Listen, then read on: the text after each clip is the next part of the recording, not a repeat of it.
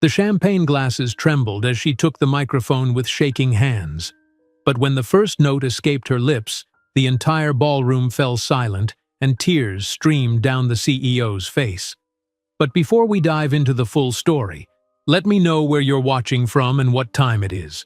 Now subscribe to the channel and let's get started.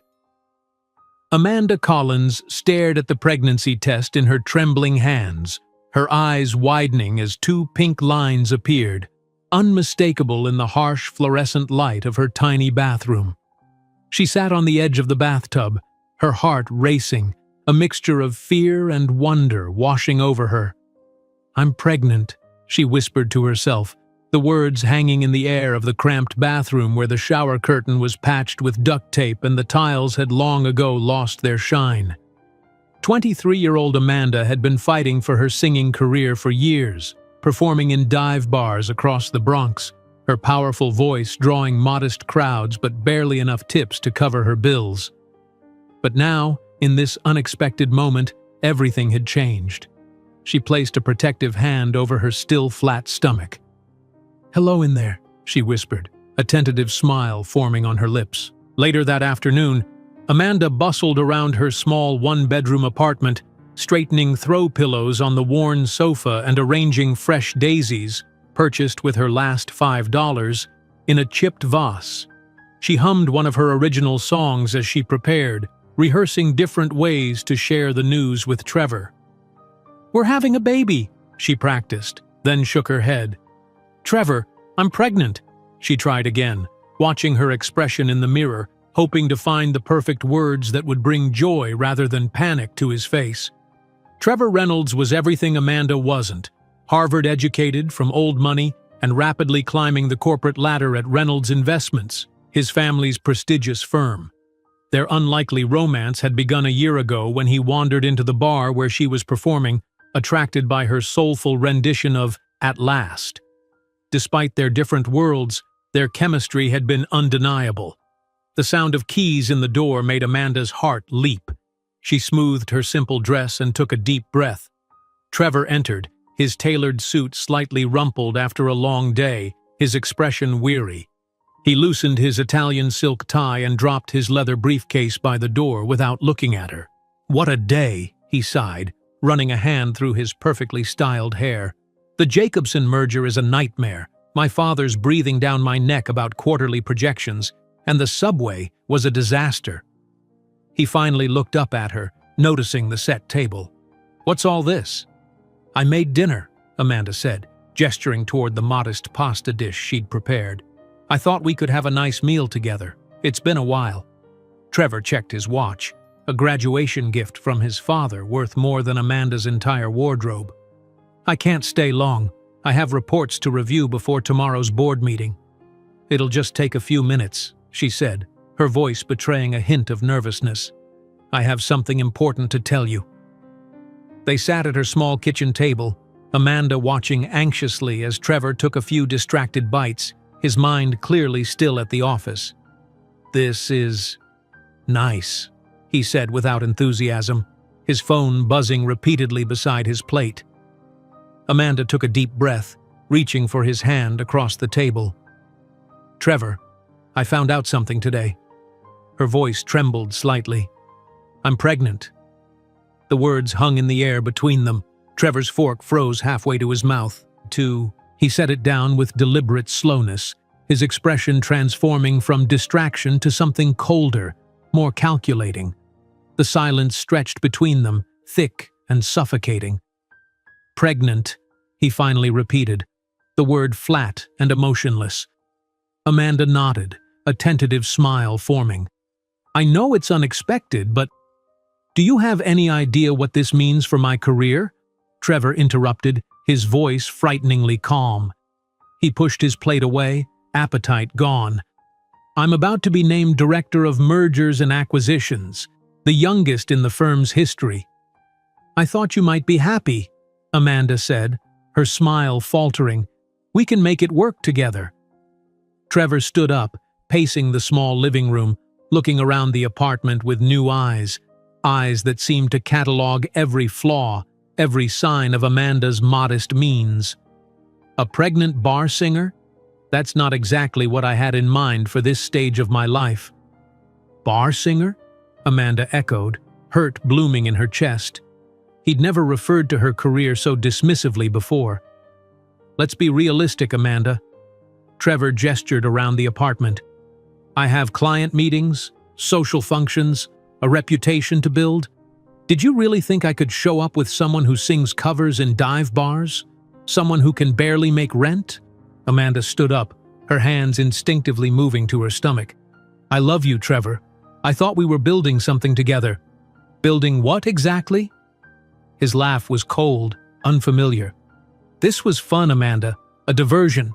But I have plans, real plans that don't include an unplanned pregnancy with someone from… He waved his hand vaguely. This background. The casual cruelty of his gesture cut deeper than his words. Amanda felt as though the floor was tilting beneath her feet. I want this baby, she said, her voice steadier than she felt. Our baby. Trevor's expression hardened further, any trace of the man she thought she knew vanishing completely. You're not enough, Amanda. You never were. The words came out with practiced precision as if he'd been rehearsing them. I need someone who understands my world, who enhances my image. You're too ordinary. Your voice? Mediocre at best. Your talent? Insignificant. He straightened his tie. To be honest, I was planning to end things anyway. Each word struck like a physical blow. Amanda struggled to breathe as the man she loved systematically dismantled her worth. Trevor walked to the kitchen, his movements methodical. He pulled out his Italian leather wallet and extracted several $100 bills, tossing them carelessly onto the table. This should cover a solution. His voice was businesslike now. Or use it for next month's rent, whatever. But don't contact me again. Amanda stared at the money, nausea rising in her throat. How can you abandon your own child? Trevor paused at the door, his hand on the knob. When he turned back, his expression was detached, clinical. People like you are born to serve people like me, not to stand beside me. Accept that and move on. The door closed behind him with quiet finality, leaving Amanda alone in the suddenly cold apartment. She stood frozen for several long moments before her legs gave way and she sank to the kitchen floor, curling around her abdomen as if to protect the life growing inside from the cruelty of its father's rejection. $700 lay on the table. The rent was due in 2 weeks. The utilities were already past due. The tears came then, hot and unstoppable, soaking the sleeve of her dress as she sobbed on the kitchen floor. Everything had changed in an instant. The future she had imagined shattered into unrecognizable pieces. The next few months were a descent into a nightmare Amanda had never imagined possible. 2 weeks after Trevor walked out, the manager at her regular singing gig called her aside. Look, Amanda, you're talented, but… His eyes dropped to her midsection, where the slightest curve was beginning to show. A pregnant singer changes the vibe, attracts the wrong kind of attention. Please, Amanda begged, desperation creeping into her voice. I need this job. I can wear looser clothes. No one will notice. But his mind was made up. She left with her final paycheck, barely enough to cover a week's rent. The unemployment office was crowded with exhausted single mothers and laid-off workers, all avoiding eye contact, all clutching paperwork that might lead to temporary salvation. Amanda took her place among them, one hand protectively over her growing belly. The interview for a waitressing position came next. How far along are you? The manager asked, eyeing her with suspicion. 4 months, Amanda admitted. Well, you can start tomorrow, but you'll need to hide it from the customers. Wear the apron tight. And so began her new routine. 8 hours on her feet serving tables, fake smiles for better tips, her ankles swelling in cheap shoes. Tips were meager, barely enough to survive. But it wasn't enough. A second job came as a receptionist at a small recording studio. You can answer phones from 9 to 3, the owner said. But if you start showing too much, you'll have to go. Image matters in this business. At night, when she could get gigs, Amanda still sang at bars for tips. Her voice tired but still beautiful, a hat with a few bills and coins her reward. Back in her apartment, which now had a 5% rent increase, Amanda would count her money at the kitchen table. Rent, utilities, food, prenatal vitamins. Something always had to give. At the public prenatal clinic, Amanda waited for hours to see an overworked doctor who spent 5 minutes with her, concerned about her blood pressure but too busy to do much more than prescribe rest, an impossible luxury. Rejection after rejection followed her attempts to continue her music career. "You've got talent, honey, but come back after the baby," one club owner told her, not unkindly. One night, after being turned down for yet another singing opportunity because nobody wants a pregnant woman on stage, Amanda collapsed onto a subway seat, silent tears streaming down her face. Her hand never left her growing belly, the connection to her child the only warmth in a world that had turned cold. An elderly woman sat beside her, offering a clean handkerchief. "I couldn't help noticing," she said gently. "My daughter started out alone too. Today she owns her own company." The woman patted Amanda's hand. "Transform this pain into purpose, dear." That night, looking at the New York skyline through her cracked window, stars barely visible through the city lights, Amanda made a promise to the baby growing inside her. "He said we're not enough," she whispered, placing both hands on her rounded belly. "We're going to show him, and the world, just how wrong he was." In May of 2009, Ethan Collins was born, his cries filling the delivery room with new life and possibilities. In the hospital, Amanda filled out the birth certificate, leaving the father field blank. With her son in her arms, she began formulating a plan for her own reinvention, determined to transform each of Trevor's cruel words into fuel for her success. On that night of abandonment, Amanda couldn't have imagined that 15 years later, she would be landing her private helicopter atop the skyscraper that bore her name while Trevor watched her ascent with bitter regret. Amanda clutched her son tightly in her arms as she left the hospital, the May sunshine feeling like a cruel joke against the reality of her situation. The nurse had wheeled her to the entrance, standard procedure, but now she stood alone on the sidewalk, a car seat containing her newborn in one hand, a small bag of belongings in the other. No proud father taking photos, no family waiting with balloons, just Amanda and Ethan against the world. "We're going home," she whispered to her sleeping son, though the word home felt hollow. The apartment she could barely afford awaited them, rent already 2 weeks overdue. The following morning brought the cruel reality of motherhood without support. Amanda awoke to Ethan's cries, her body aching from childbirth, her mind foggy from lack of sleep. She changed his diaper with trembling hands, then fed him while staring at the stack of bills on her kitchen counter.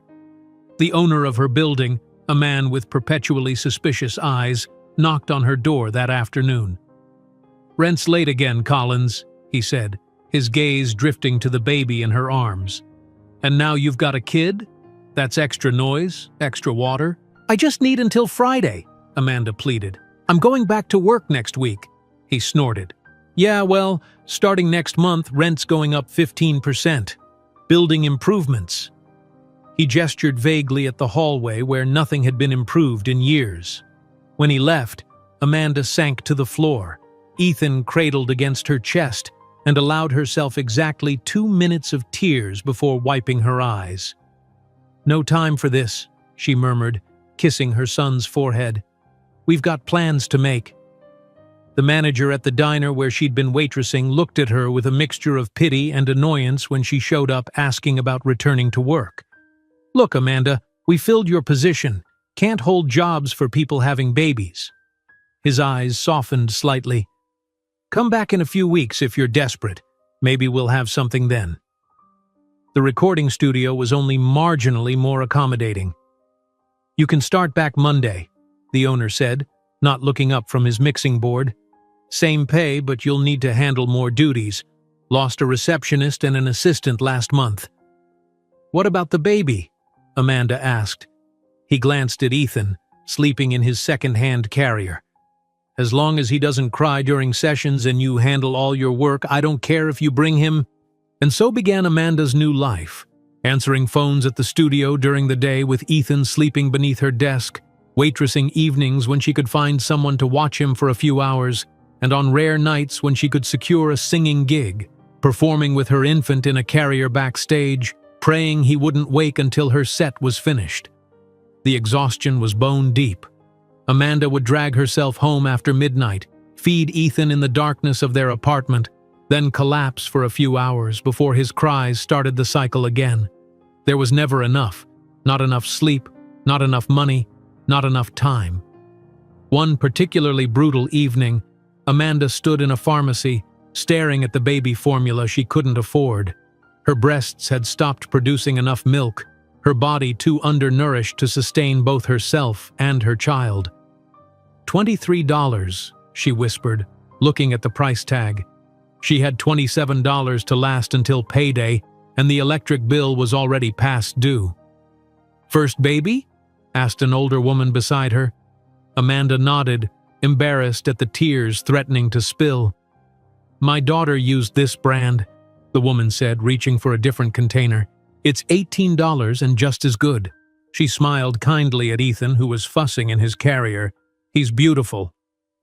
That small act of kindness nearly broke Amanda. She thanked the woman with a voice thick with emotion, paid for the formula, and walked home through streets that seemed increasingly hostile to her dreams. At the studio, Amanda began noticing patterns in the music industry that others seemed to overlook.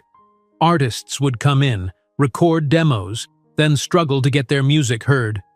The big labels controlled distribution, and independent musicians were left fighting for scraps. "It's highway robbery," complained one musician after a session. "They want 70% of everything I make, and I still have to handle my own promotion." Amanda listened while filing paperwork, Ethan sleeping in his makeshift bed under her desk. The conversation planted a seed in her mind. During her lunch breaks, she began using the studio's computer to research the music industry's digital transformation. Platforms were emerging that allowed independent artists to distribute their music, but they were clunky, expensive, or difficult to navigate. "There has to be a better way," she murmured, jotting notes in a cheap notebook while eating a peanut butter sandwich, lunch and dinner combined to save money. One night, after a particularly discouraging audition where the manager had told her, "Nobody wants a tired mom on stage," Amanda collapsed on the subway, the weight of rejection crushing her chest. Ethan was fussy, overtired from being dragged across the city. Fellow passengers glared at the noise, some moving seats to escape the crying baby. An elderly woman with kind eyes sat down beside Amanda, offering a clean handkerchief. "He's just telling the world he exists," she said, nodding toward Ethan. Amanda wiped her tears, embarrassed. "I'm sorry about the noise." "Never apologize for taking up space," the woman replied firmly. "My daughter was a single mother too, started with nothing but determination. Today she owns her own company in Chicago." She patted Amanda's hand. "Transform this pain into purpose, dear." "How?" Amanda asked, the simple question containing all her desperation. "By refusing to let their limitations become yours," the woman said before standing to exit at the next stop. "The world will tell you what you can't do. Your job is to show them what you can." That night, Amanda stood at her cracked window, looking out at the New York skyline glittering against the darkness. Ethan was finally asleep in his second-hand crib, his tiny chest rising and falling with perfect breaths. "He said we're not enough," she whispered to her son and to the indifferent city beyond. "We're going to show him, and everyone else, just how wrong he was." The next morning, Amanda woke with a clarity she hadn't felt since before Ethan's birth. She fed and changed him, then sat at her tiny kitchen table with her notebook. While Ethan played with a rattle on a blanket beside her, she began mapping out a plan. If no one would give her opportunities, she would create her own. If the music industry wouldn't make space for her, she would carve out her own place within it. Trevor's cruel words, "People like you are born to serve people like me," echoed in her mind, fueling a determination that burned hotter than her humiliation. Amanda enrolled in night classes at the community college, business administration and digital marketing. The courses were online, which meant she could study after Ethan was asleep, often working until 3 in the morning before collapsing for a few hours. She found a teenage neighbor willing to watch Ethan for $5 an hour during her evening shifts at the diner. The arrangement stretched her finances to breaking point, but the education felt like investing in their future. Supply and demand, her economics professor explained in one online lecture. Find a need that isn't being met, and you've found your business. Amanda thought about the frustrated musicians at the studio, talented artists with no path to audience or income. Their need was her opportunity. The public library offered free internet access and 1 hour per day on their computers. Amanda used every minute, researching digital distribution platforms, artist royalties, and emerging streaming technologies. She took notes in her increasingly dog-eared notebook, drawing diagrams and business models while Ethan napped in his stroller beside her. "Ma'am, your time is up," the librarian would say each day, and Amanda would gather her notes and her baby, heading to her next job or class. Winter came, bringing freezing temperatures to their poorly insulated apartment. Amanda wrapped Ethan in layers of donated clothes and tucked him into bed with her at night, their shared body heat the only reliable warmth. Christmas passed with little acknowledgement.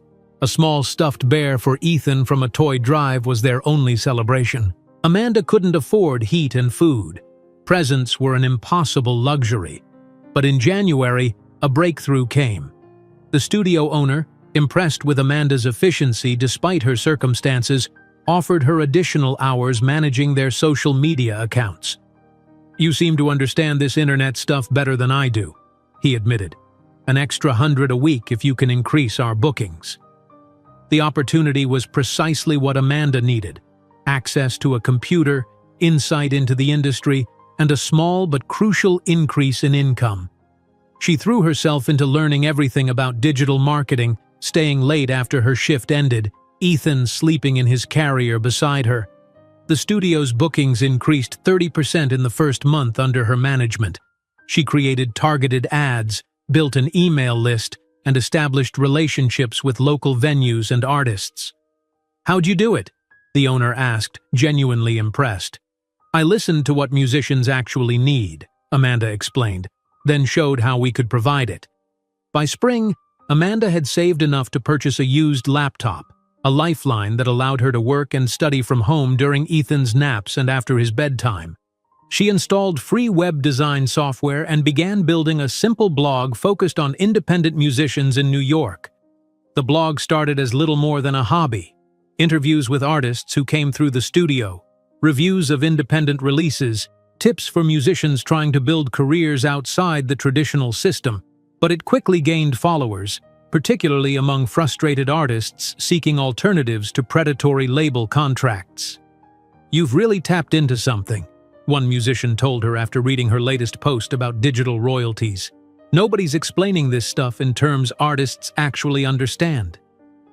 Ethan's first birthday arrived in May, a milestone that felt miraculous given the odds they'd faced. Amanda splurged on a small cake and took photos with her phone's camera, the images slightly blurry but capturing his toothy smile and curious eyes. That night, after Ethan was asleep, Amanda scrolled through the photos, pausing on one where he looked startlingly like Trevor. The same determined set to his jaw, the same intelligent eyes. For a moment, grief washed over her for all that Trevor had chosen to miss, for the relationship Ethan would never have with his father. But the grief transformed quickly into renewed purpose. Trevor had deemed them insufficient, unworthy of his time or support. Every milestone Ethan reached, every small success Amanda achieved, was proof of how profoundly wrong he had been. She opened her laptop and began working on her blog, adding a new feature she'd been considering: a forum where independent artists could connect directly with each other, sharing resources and opportunities outside the traditional gatekeepers. The idea was simple but powerful. If the system wouldn't make space for them, they would build their own system. That night in her tiny apartment, exhausted but driven, Amanda couldn't have known that the simple blog created on a second-hand laptop would eventually become the foundation of an empire worth billions, transforming forever the industry that had once rejected her.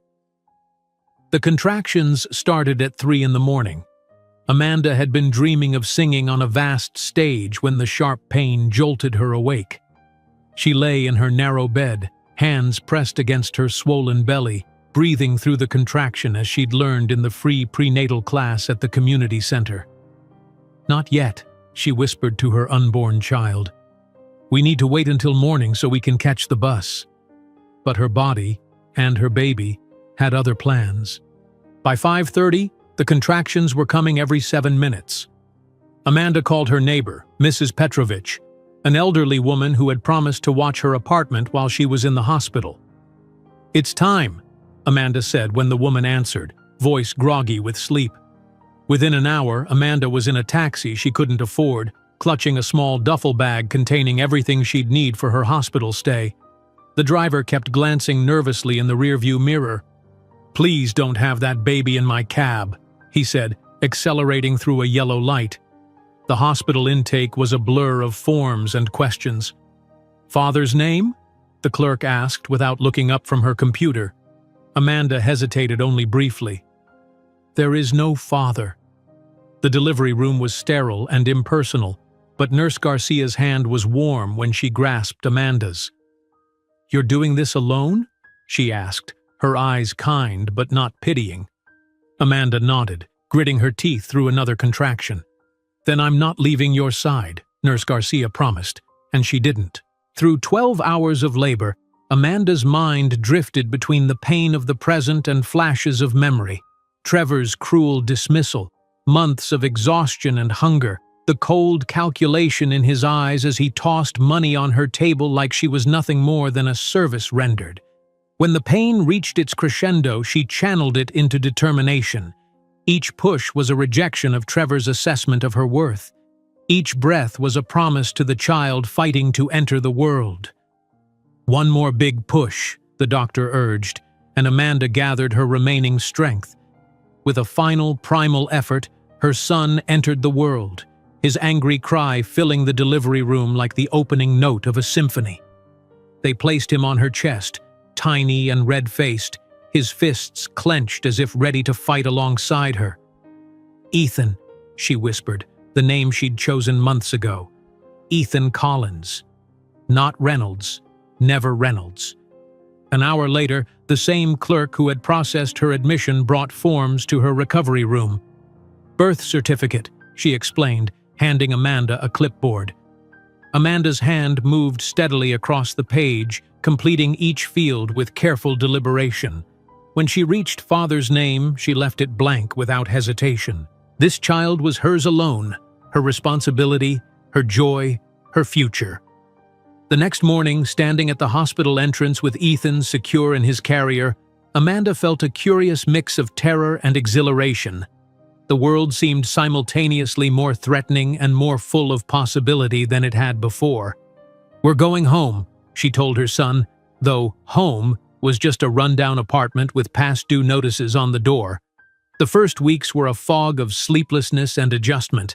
Amanda learned to function with a level of exhaustion she hadn't known was possible. She fed Ethan, changed him, sang to him during endless nights when colic kept him crying for hours. The small savings she'd managed to accumulate during her pregnancy dwindled rapidly.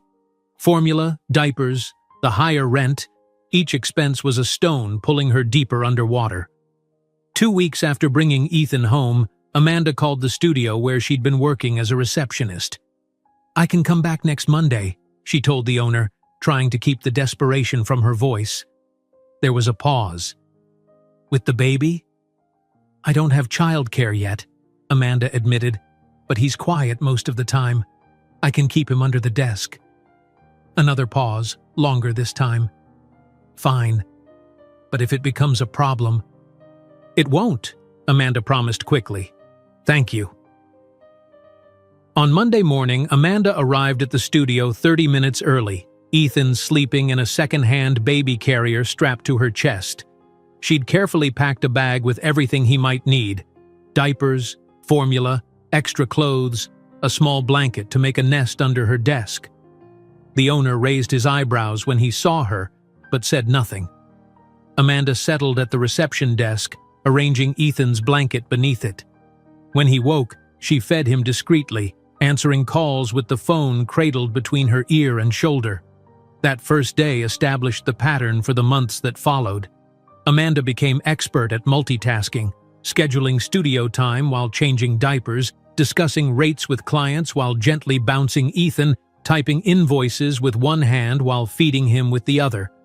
Most clients were understanding, some even charmed by the baby's presence. A few complained, but the owner, impressed by Amanda's efficiency despite her circumstances, generally took her side. "She does the work of two people," she overheard him telling a disgruntled producer. "The kid stays." At night, in their small apartment, Amanda would place Ethan in the center of her bed, surrounding him with pillows to keep him from rolling off. She'd sit beside him with her notebook, planning and dreaming in the dim light of a bedside lamp. "We're going to make it," she promised him. "One day at a time." The worst moments came at 3 or 4 in the morning, when exhaustion stripped away her defenses. In those dark hours, Trevor's words would return to haunt her. "People like you are born to serve people like me."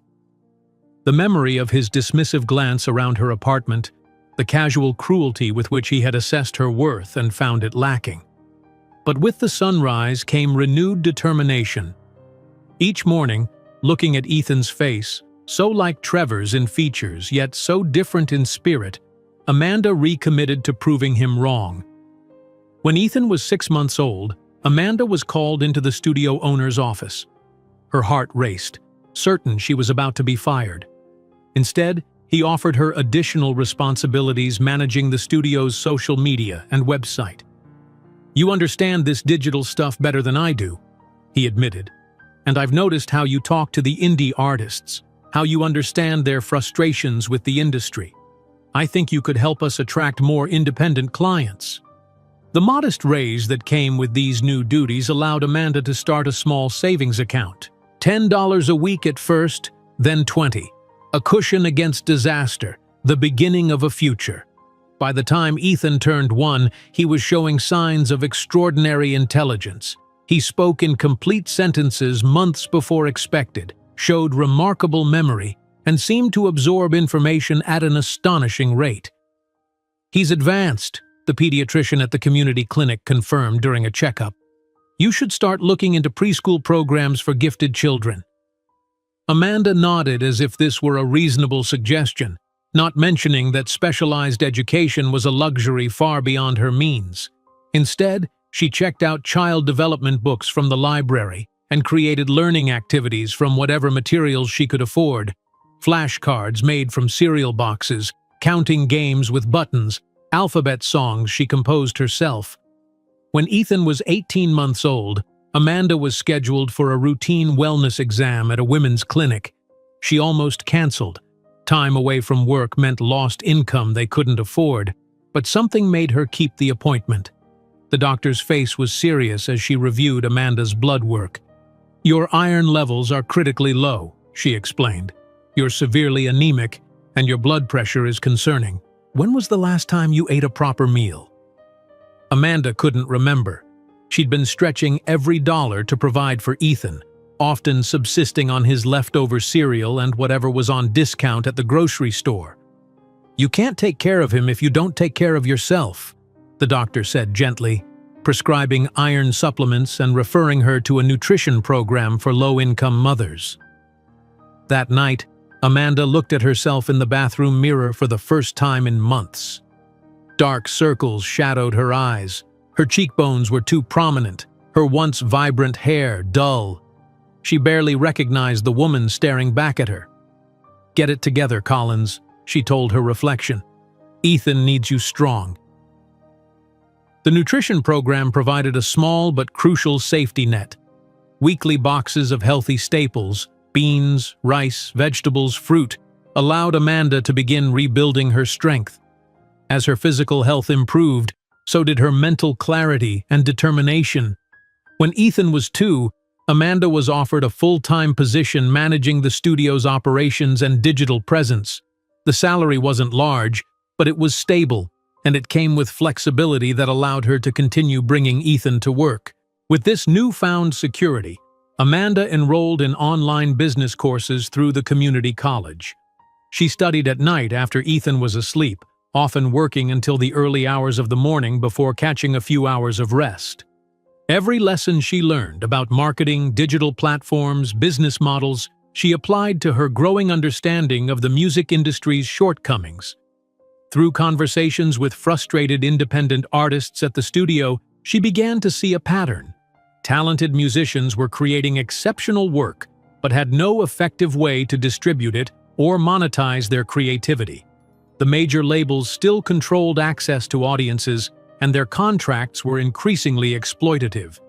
Digital platforms existed but were difficult to navigate and took excessive percentages of artists' already meager earnings. "There has to be a better way," Amanda said one evening to a singer who had just been offered a terrible contract by a major label. "If you find it, let me know," the singer replied with a bitter laugh. That night, unable to sleep despite her exhaustion, Amanda opened her laptop and began researching digital distribution models. She explored existing platforms, identifying their weaknesses and inefficiencies. She drafted outlines for a more artist-friendly approach, one that would harness the power of emerging social media and streaming services. Ethan slept peacefully in his toddler bed across the room, unaware that his mother was sketching the foundations of what would eventually become an empire. On Ethan's 3rd birthday, Amanda splurged on a small cake and a set of wooden blocks. She recorded a video of him on her phone as he blew out the candles, his face serious with concentration. "Make a wish, sweetheart," she encouraged. "I wish for a dog," he announced with the directness of a child who didn't yet understand the concept of keeping wishes secret. Amanda laughed, though the request pierced her heart. Their apartment didn't allow pets, and even if it did, they couldn't afford one. Another normal childhood experience she couldn't provide. That night, after the modest celebration, Amanda sat beside Ethan's bed as he fell asleep, his new blocks clutched in his small hands. Looking at his peaceful face, she made a decision. She would stop thinking small, stop accepting the limitations of her circumstances. She would build something not just for survival, but for success. True success that would ensure Ethan never had to wish for things that remained out of reach. The next morning, Amanda registered a domain name for a blog focused on independent music.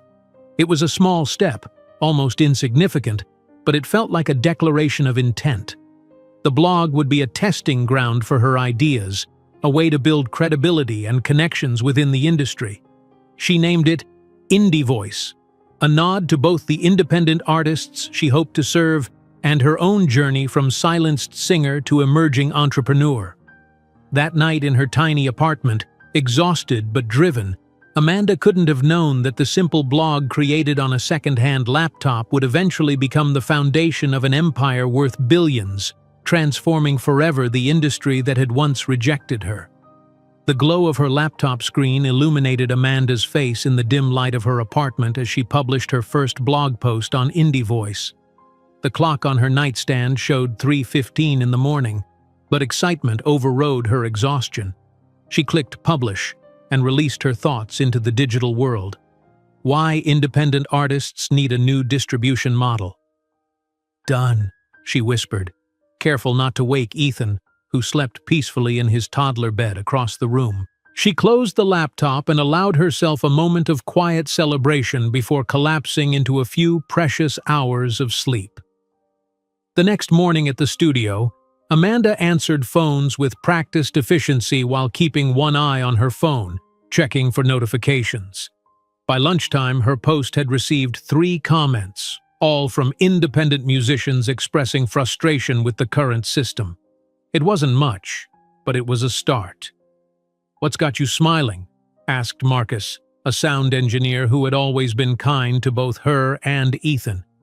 "I started a blog about independent music distribution," Amanda replied, bouncing 3-year-old Ethan on her knee as she ate a hasty sandwich.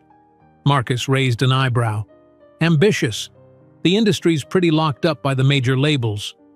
"That's exactly the problem," Amanda said, her eyes lighting up.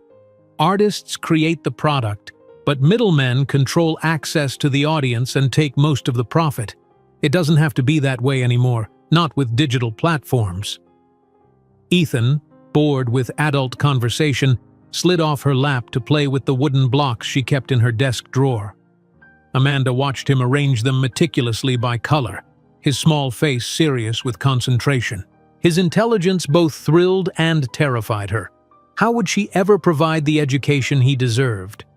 Over the next months, Amanda established a rhythm: studio work during the day, time with Ethan in the evenings, and blog writing late into the night.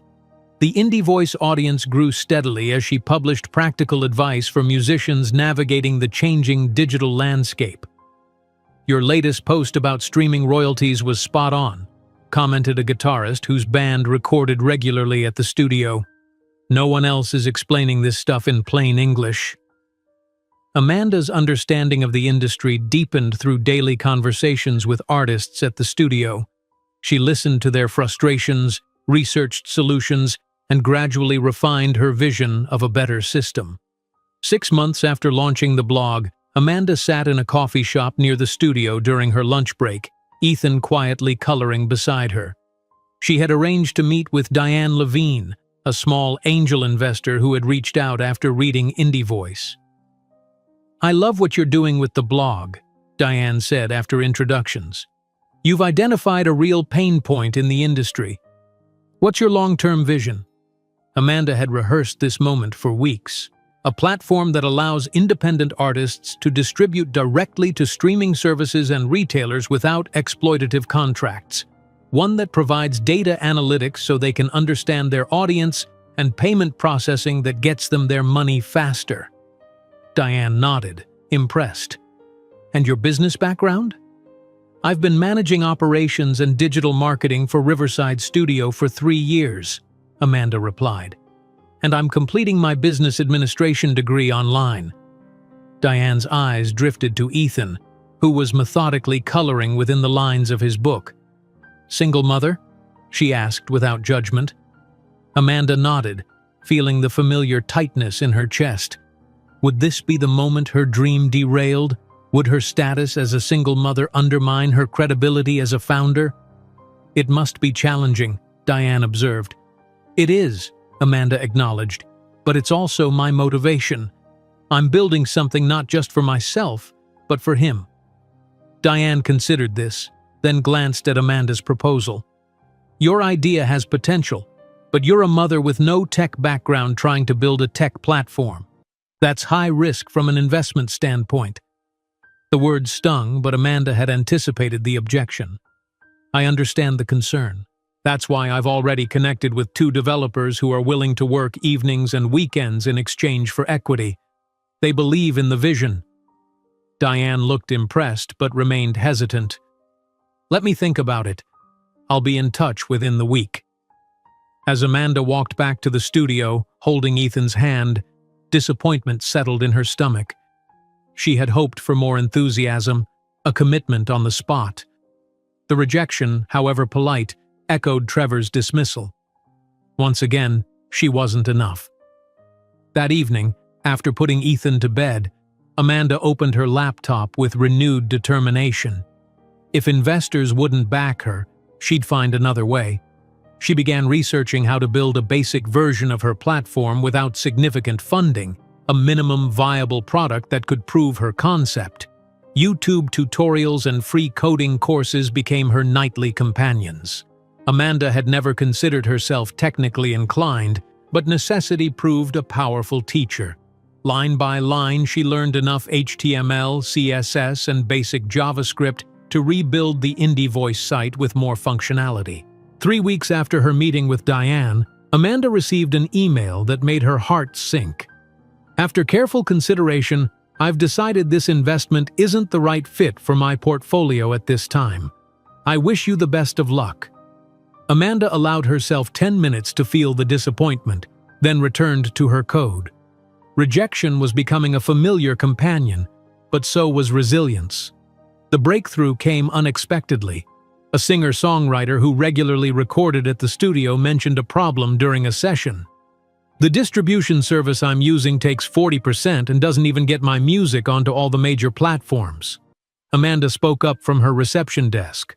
"What if there was a service that took only 15% and distributed to every major platform?" The musician laughed. "I'd sign up yesterday." That night, Amanda had her eureka moment. The idea had been forming gradually, but now it crystallized with perfect clarity. Independent artists needed not just visibility but efficient, affordable distribution. The major platforms were open to content. The problem was getting through the gatekeepers. She sketched her solution on a whiteboard she'd installed in the apartment. A streamlined digital distribution service that would connect independent artists directly to all major streaming platforms and digital retailers. Artists would maintain ownership of their music while gaining access to audiences previously controlled by major labels. For weeks, Amanda refined her concept between work shifts and after Ethan's bedtime. She built a rudimentary prototype website and created detailed flowcharts of how the system would work. Every spare dollar went toward resources to improve her technical skills. Then came a moment that changed everything. As Amanda was closing the studio one evening, a successful indie producer who had just finished a session paused at her desk. "I've been reading your blog," he said. "You really understand the problems we're facing. Have you thought about actually building that distribution platform you described in your last post?" Amanda hesitated only briefly before pulling out her notebook. "Actually, I've been developing the concept. Would you like to see it?"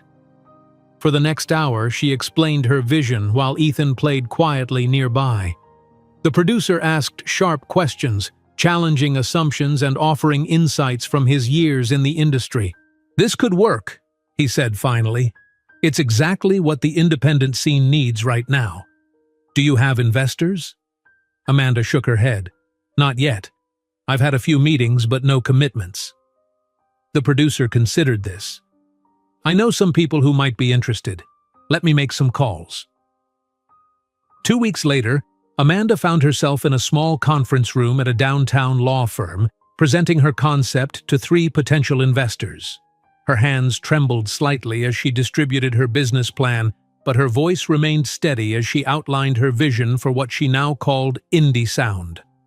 "The prototype website is already functioning," she explained, pulling up the site she'd built. "Artists can create profiles, upload music, and see analytics on a basic dashboard. What we need now is the back-end infrastructure to connect with distribution channels and payment processing." One investor, a former music executive, leaned forward. "What makes you think you can succeed where others have failed? This isn't exactly a new idea." "Existing platforms were built by tech people trying to solve a music problem," Amanda replied. "Indie sound is being built by a music industry insider solving a problem I see every day. The difference is in the details: streamlined contracts, transparent analytics, faster payment processing, and a significantly lower commission rate." The questions continued for nearly 2 hours. Amanda answered each one with the confidence of someone who had thoroughly researched her market and competition. When Ethan grew restless in the corner where he had been quietly playing, she seamlessly incorporated him into the presentation. "This is why indie sound will succeed," she said, bringing him to stand beside her. "Because it's not just a business idea, it's a mission to create a more equitable industry for the next generation of creators." As they were leaving, the former music executive pulled Amanda aside. "That was impressive. We'd like to offer you $15,000 in seed funding in exchange for 12% equity." Amanda had run the numbers exhaustively. The amount was small, barely enough to build the first version of the platform, but it was a start. She accepted the offer with a firm handshake, fighting to keep her professional composure while excitement bubbled inside her. That night, Amanda's hands shook as she signed the loan documents at her kitchen table. $15,000. More money than she had ever had at once, but a tiny fraction of what she would need to fully realize her vision. The personal guarantee meant her own credit was on the line. If Indie Sound failed, she would be financially devastated. Worth the risk, she whispered to herself as she signed the final page. The next months passed in a blur of activity. Amanda hired 2 part-time developers who worked evenings and weekends to build the platform. She continued at the studio during the day, using her lunch breaks and any spare moment to refine the Indie Sound business model. The platform launched quietly in beta mode 6 months later. Amanda sent invitations to select artists who recorded at the studio, asking them to test the system and provide feedback. The response was overwhelmingly positive. The interface was intuitive, the terms transparent, and the 15% commission significantly lower than competitors. Within weeks, word began to spread through the independent music community. The pivotal moment came when an unknown rapper uploaded his latest single through Indie Sound. The track unexpectedly went viral on social media, generating thousands of streams within days. When the first royalty payment was processed, faster and larger than the artist had ever received, he became an evangelist for the platform, sharing his experience widely online. "I made more from this single through Indie Sound than from my entire previous album through my old distributor," he posted, including screenshots of his earnings dashboard. The post spread rapidly through music communities, bringing a flood of new artists to the platform. Amanda hired her first full-time employee, a customer service representative, to handle the growing volume of questions and sign-ups. With the business showing promising early traction, Amanda rented a tiny office, a single room with 2 desks in a building that had seen better days. For the first time, Ethan attended half-day preschool, a necessary change that tore at Amanda's heart, but gave her crucial hours to focus on growing Indie Sound. The day she received an email from a small investment fund expressing interest in her technology, Amanda felt a surge of validation that brought tears to her eyes. "We've been impressed by Indie Sound's innovative approach to artist-friendly distribution and would like to schedule a meeting to discuss potential investment." As she drafted her reply, Amanda glanced at the framed photo on her desk. Ethan on his 4th birthday, grinning proudly beside the small cake she had managed to provide. Everything she built for him. While celebrating her first major professional achievement, Amanda didn't know that across town, Trevor Reynolds was absently flipping through a financial magazine featuring a small article about promising startups, his eyes skimming past a tiny photo of his ex in the corner of the page. The financial magazine lay open on Trevor Reynolds' desk, his eyes skimming past an article about promising startups in the music industry. A small photo in the corner showed a woman he barely recognized, hair styled differently, posture more confident, a determined look in her eyes. The name beneath the photo made him pause momentarily. Amanda Collins, founder of Indie Sound. He flipped the page without a second thought, unaware that across town, the woman he had once deemed insufficient was methodically building an empire. Amanda stood before a room of venture capitalists, her presentation displayed on the screen behind her. At 31, she carried herself with the quiet confidence of someone who had faced rejection and survived. Gone were the worn jeans and tired eyes of the struggling single mother. In their place stood a businesswoman in a tailored blazer, her voice steady as she explained Indie Sound's growth metrics. 2 million users in 3 years with minimal marketing spend, she said, clicking to the next slide. Our user acquisition cost is 68% lower than industry standard because artists themselves become our evangelists. The lead investor, a silver-haired man who had initially seemed skeptical, leaned forward. These retention numbers are impressive. How did you achieve this without significant capital? Amanda smiled. We solved real problems. When artists make more money through our platform than competitors, they stay. When they can actually understand their data and use it to grow their careers, they bring other artists with them. The questions continued for another hour, detailed inquiries about scalability, technology infrastructure, competitive advantages. Amanda answered each with precision, demonstrating intimate knowledge of both the business and technical aspects of her company.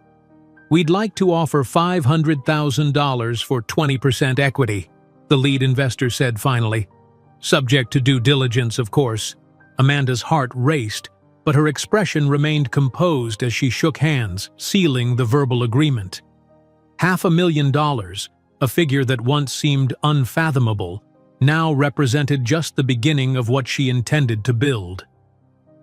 Outside the building, Amanda allowed herself a moment of celebration, calling her most trusted employee. "They're in," she said simply. "We can finally build the team we need." That evening, Amanda picked up Ethan from his after-school program. At 6 years old, he was already remarkable, articulate beyond his years, mathematically gifted, and endlessly curious about how things worked. "How was your meeting?" he asked as they walked home, his small hand in hers. "It went well," Amanda replied, still amazed by his intuitive understanding of her work life.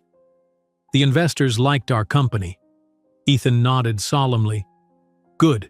Your platform helps artists get paid fairly. That's important." The following week brought another milestone. Amanda sat across from a school psychologist, reviewing the results of Ethan's cognitive assessment. "Your son exhibits exceptional intellectual abilities," the psychologist explained, pointing to various metrics on the report. "His mathematical reasoning is particularly advanced, equivalent to someone at least 4 years older." Amanda nodded, unsurprised but concerned about the implications. "What does this mean for his education?" "We recommend accelerated placement," the psychologist said. "Keeping him with his age group could lead to boredom and disengagement. He needs greater intellectual stimulation." 2 months later, with Indie Sound's first major investment secured and Ethan settled into an advanced educational program, Amanda signed the lease on their first real apartment. The 2-bedroom unit in a safe neighborhood with good schools cost 3 times her old rent, but now she could afford it. "This is really ours?" Ethan asked, running from room to room in excitement. "All ours," Amanda confirmed, watching him discover the space that would finally give him his own bedroom. No more folding the sofa bed every morning. That night, after Ethan had fallen asleep in his new room, Amanda stood by the window overlooking the city lights. 7 years had passed since Trevor had walked out of her life, leaving her pregnant and alone with $700. The memory no longer stung as it once had. Instead, it fueled her determination to continue building something extraordinary. With the new investment, Indie Sound expanded rapidly. Amanda hired her first real team, developers to improve the platform, marketing specialists to grow the user base, customer service representatives to support the artists. Each hire was carefully considered, not just for their skills, but for their belief in the company's mission. During the team's first all-hands meeting, Amanda articulated her vision clearly. "We're not just building a distribution service," she explained, standing confidently before her small but growing team. "We're creating a more equitable ecosystem for creators. Every feature we build, every policy we implement, should further that mission." As the company grew, so did Amanda. Gone was the exhausted single mother struggling to survive. In her place emerged a respected CEO with growing industry influence. The transformation wasn't just professional, it was personal and physical as well. 6 months after securing funding, Amanda met with Isabel Chen, a business image consultant recommended by one of her investors. "Your company is gaining traction," Isabel observed, studying Amanda thoughtfully. "But to attract larger investments and establish yourself as an industry leader, we need to refine your executive presence." Amanda glanced down at her sensible but unremarkable outfit. "What did you have in mind?" The consultation led to a complete transformation, a sophisticated haircut that framed her face elegantly, a wardrobe of well-tailored business attire that projected confidence without ostentation, and coaching on everything from posture to presentation skills. "The goal isn't to make you someone else," Isabel explained as Amanda examined her new look in a boutique fitting room mirror. "It's to ensure your external presentation matches the exceptional leader you already are." The investment in her image paid dividends immediately. At industry events where she had once been overlooked, Amanda now commanded attention. Investors who might have dismissed her previously now sought introductions. The quality of her ideas hadn't changed, but the packaging made people more willing to listen. While indie sound thrived, Ethan continued to excel academically. At 8 years old, he competed in his first state mathematics competition, facing students 3 and 4 years his senior. Amanda sat in the audience trying to contain her nervousness as Ethan approached the whiteboard for the final round. His opponent, a 7th grader with multiple competition wins, looked confident. Ethan, small for his age but intensely focused, solved the complex equation with methodical precision. When the judges announced his victory, the pride that swelled in Amanda's chest was almost painful in its intensity. This brilliant, determined child was her greatest achievement, and Trevor had chosen to miss every moment of his development. That evening, celebrating with ice cream at Ethan's favorite shop, Amanda watched her son calculate the tip with effortless mental arithmetic. A thought that had been forming for months crystallized with sudden clarity. Indie sound, for all its success, was just the beginning. The next morning, Amanda called an emergency meeting with her executive team. In the small conference room at their offices, she stood before a whiteboard, marker in hand. "Indie Sound has achieved what we set out to do," she began, drawing a circle around the company's name. "We've created a better distribution model for independent artists. But I've realized there's a much bigger opportunity." She drew a larger circle around the first. "Distribution is just one piece of the puzzle. The real opportunity lies in vertical integration, combining distribution with streaming, content production, and music technology under one artist-centric ecosystem." Her team exchanged glances, intrigued but cautious. "You're talking about competing with the majors," the chief technology officer said. "That's an entirely different ballgame." Amanda nodded. "Exactly. But we have what they don't. Trust from the creator community and a technology platform built from the ground up for the digital age. They're trying to adapt old models. We can build something entirely new." Over the following weeks, Amanda refined her vision for what would become Starlight Entertainment, a comprehensive entertainment company integrating distribution, streaming, production, and technology services. The concept was ambitious, perhaps audaciously so, but Amanda had learned that thinking small was its own form of limitation. Presenting this expanded vision to her investors proved challenging. In a tense meeting at their offices, Amanda faced skepticism from the very people who had backed her initial concept. "You want to sell indie sound to create something bigger?" one investor asked incredulously. "After we just invested in this company, it's incredibly risky." Amanda stood her ground. "Indie sound is valuable. I estimate worth around $2 million today based on current multiples.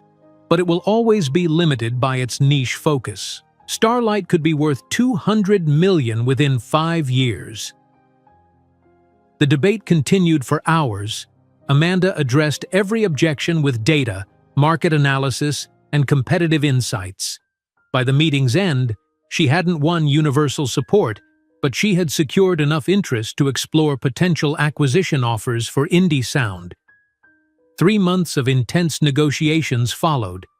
Amanda fielded interest from several larger music distribution companies, ultimately receiving 2 serious offers.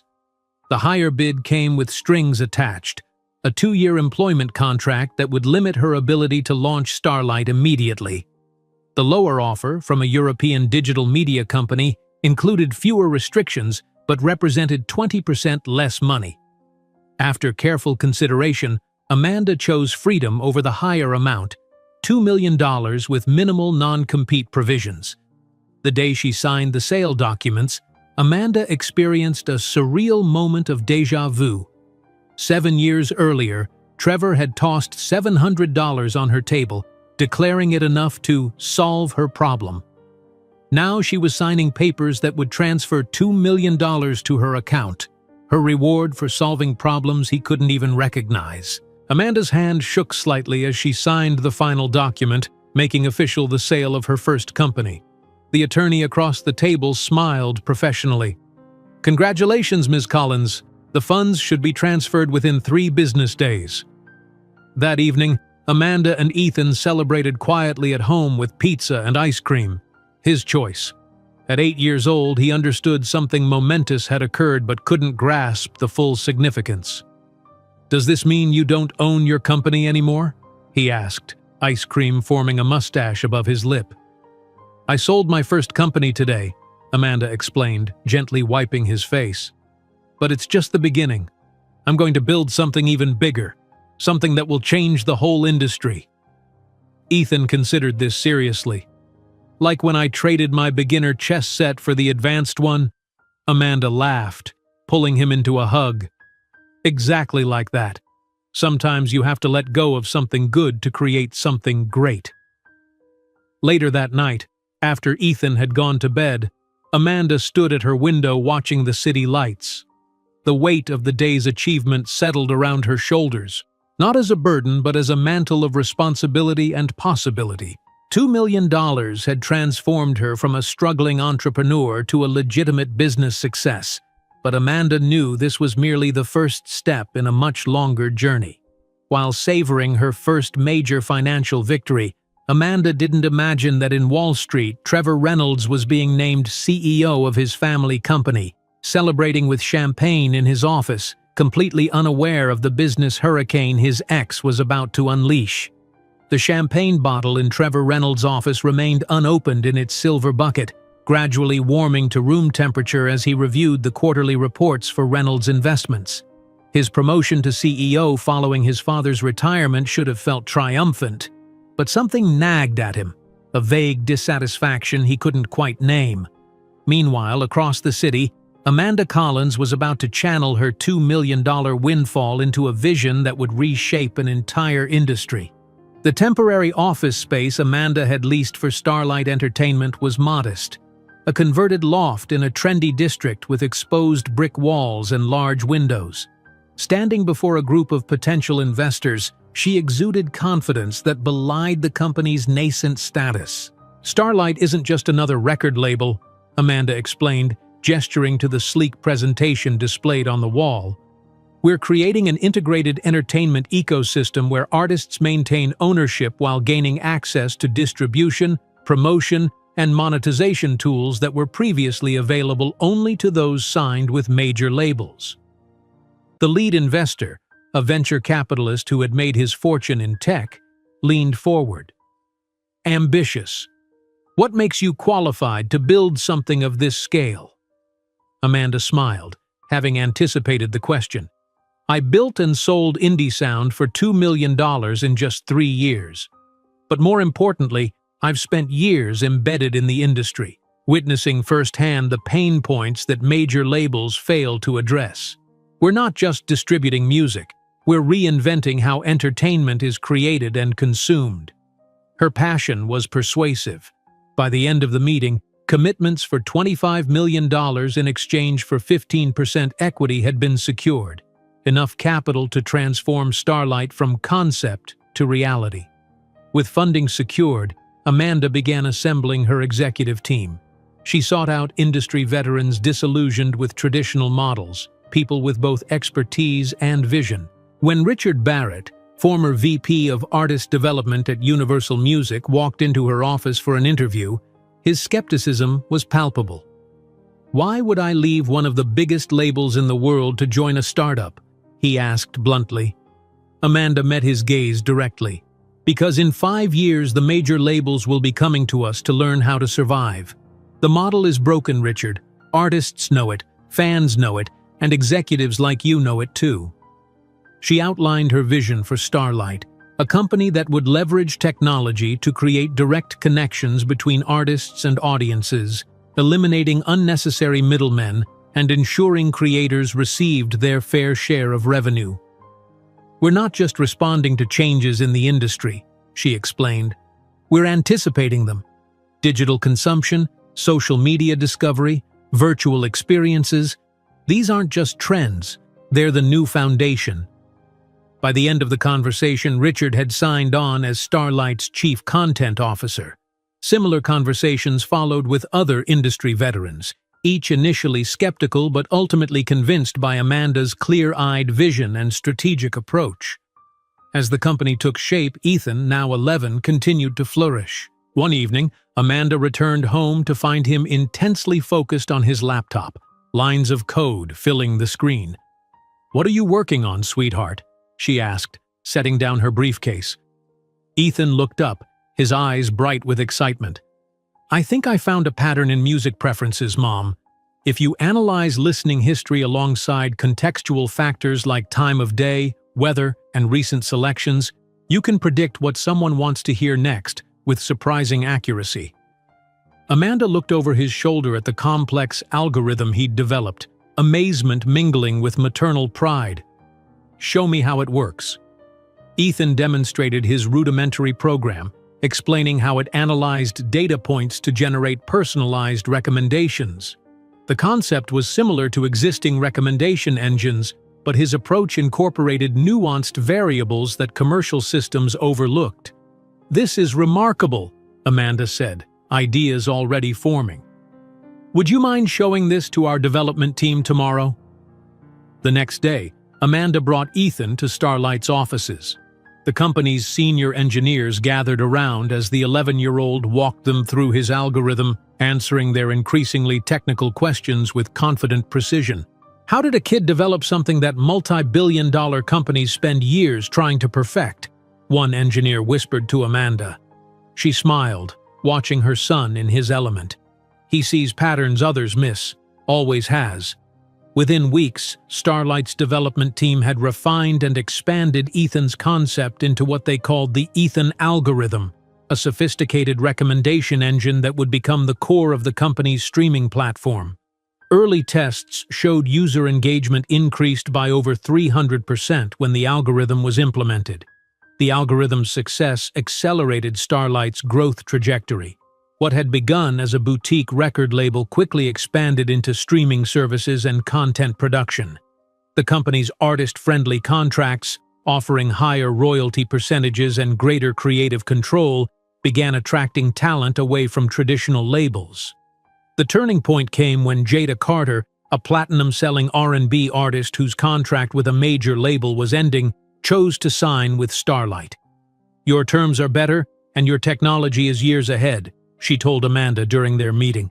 "But most importantly, you understand what artists actually need in today's landscape."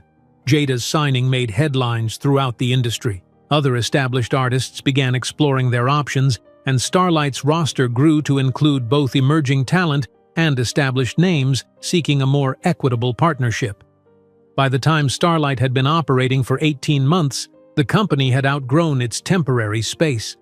Amanda secured a lease on an entire building in Manhattan, a sleek, modern structure with 22 floors that would soon bear the Starlight name. Standing outside on the day the sign was installed, Amanda felt a surge of emotion as the illuminated letters were tested against the afternoon sky.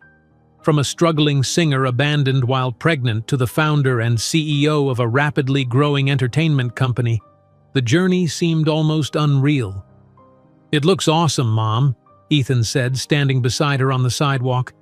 Now 12, he had skipped another grade and was studying advanced mathematics with university tutors alongside his regular schoolwork. "It does, doesn't it?" Amanda put her arm around his shoulders, noticing with a start that he nearly reached her height.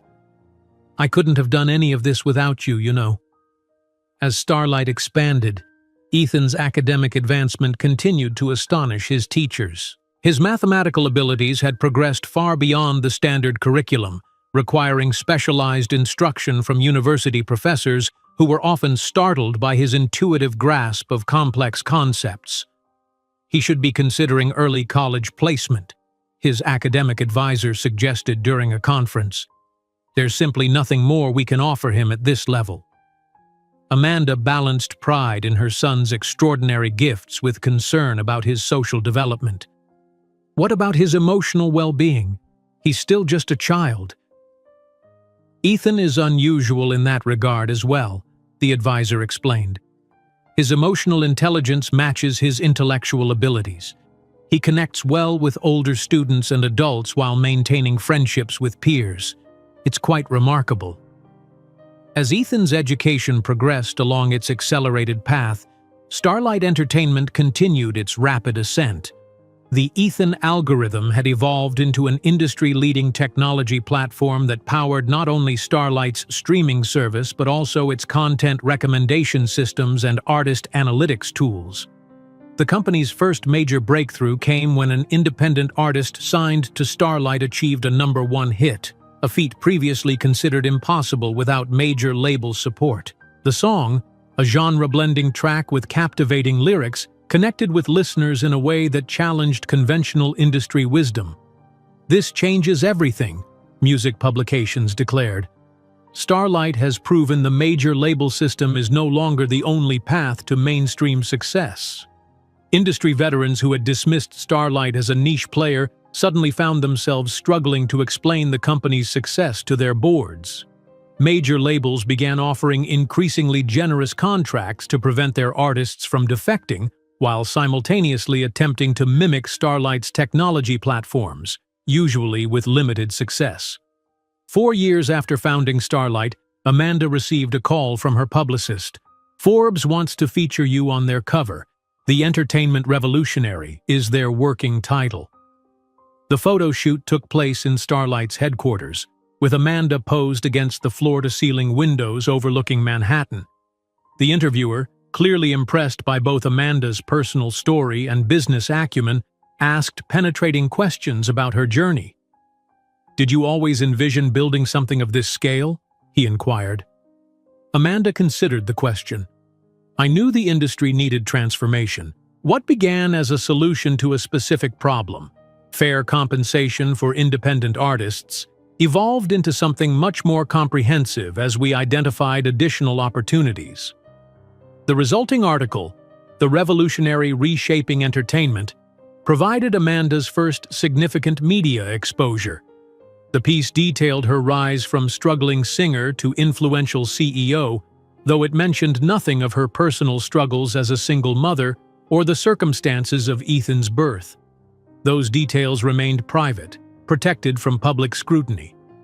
When the Forbes issue hit newsstands, Amanda purchased a copy on her way to the office. Seeing her own image on the cover, confident, polished, standing before the Starlight logo, felt surreal. She remembered the exhausted young woman who had once counted pennies to buy formula, who had been told she wasn't enough, that her talent was insignificant. That evening, Starlight's executive team gathered to celebrate an extraordinary milestone. The company's valuation had officially reached $1 billion, making it a unicorn in investment parlance. Amanda opened champagne in the boardroom, proposing a toast to the team that had helped build something remarkable in such a short time. "This is just the beginning," she reminded them, glasses raised. "We've proven our model works. Now we scale." After the celebration, Amanda took Ethan to the building's helipad. The private helicopter that now facilitated her increasingly busy schedule sat gleaming in the evening light, the Starlight logo emblazoned on its side. They stood together at the edge of the platform, looking out over Manhattan's glittering skyline. "See, son?" Amanda said softly, her arm around his shoulders. "We built this from zero." Ethan, now 13 and nearly as tall as his mother, nodded thoughtfully. "Do you ever wonder if he knows? My father?" The question caught Amanda off guard. They rarely discussed Trevor, though she had always answered Ethan's questions honestly when they arose. "I don't know," she answered truthfully. "Perhaps." What Amanda couldn't know was that her Forbes cover had indeed found its way to Trevor Reynolds' desk. He had stared at the image of his former girlfriend, now transformed into a poised, powerful CEO, with a growing sense of unease that he couldn't quite name. While she admired the empire she had built, Amanda didn't realize that her Forbes cover magazine had landed on Trevor Reynolds' desk, who now observed with increasing discomfort the woman he once considered insufficient transform into the new dominant force in the industry. Trevor Reynolds' hand trembled slightly as he closed the Forbes magazine, his own reflection staring back at him from the glossy cover showing Amanda Collins. Something cold and uncomfortable settled in his stomach. Not quite regret, but a disquieting awareness that he had catastrophically misjudged someone. He slipped the magazine into his desk drawer, burying it beneath contracts and reports, as if hiding the evidence of his error in judgment. Meanwhile, across Manhattan, Amanda strode confidently into the Starlight Entertainment boardroom, her Louboutin heels clicking against the marble floor. The room fell silent as she approached the head of the table. "The acquisition of Pacific Records is complete," she announced to her executive team. $350 million, 20% below market value. She tapped her tablet, sending the details to the large screen on the wall. "They were hemorrhaging artists to our streaming platform, so it was acquire or watch them collapse." Leonard Chen, her chief financial officer, nodded appreciatively. "Their catalog of classic jazz and blues recordings alone is worth the purchase price.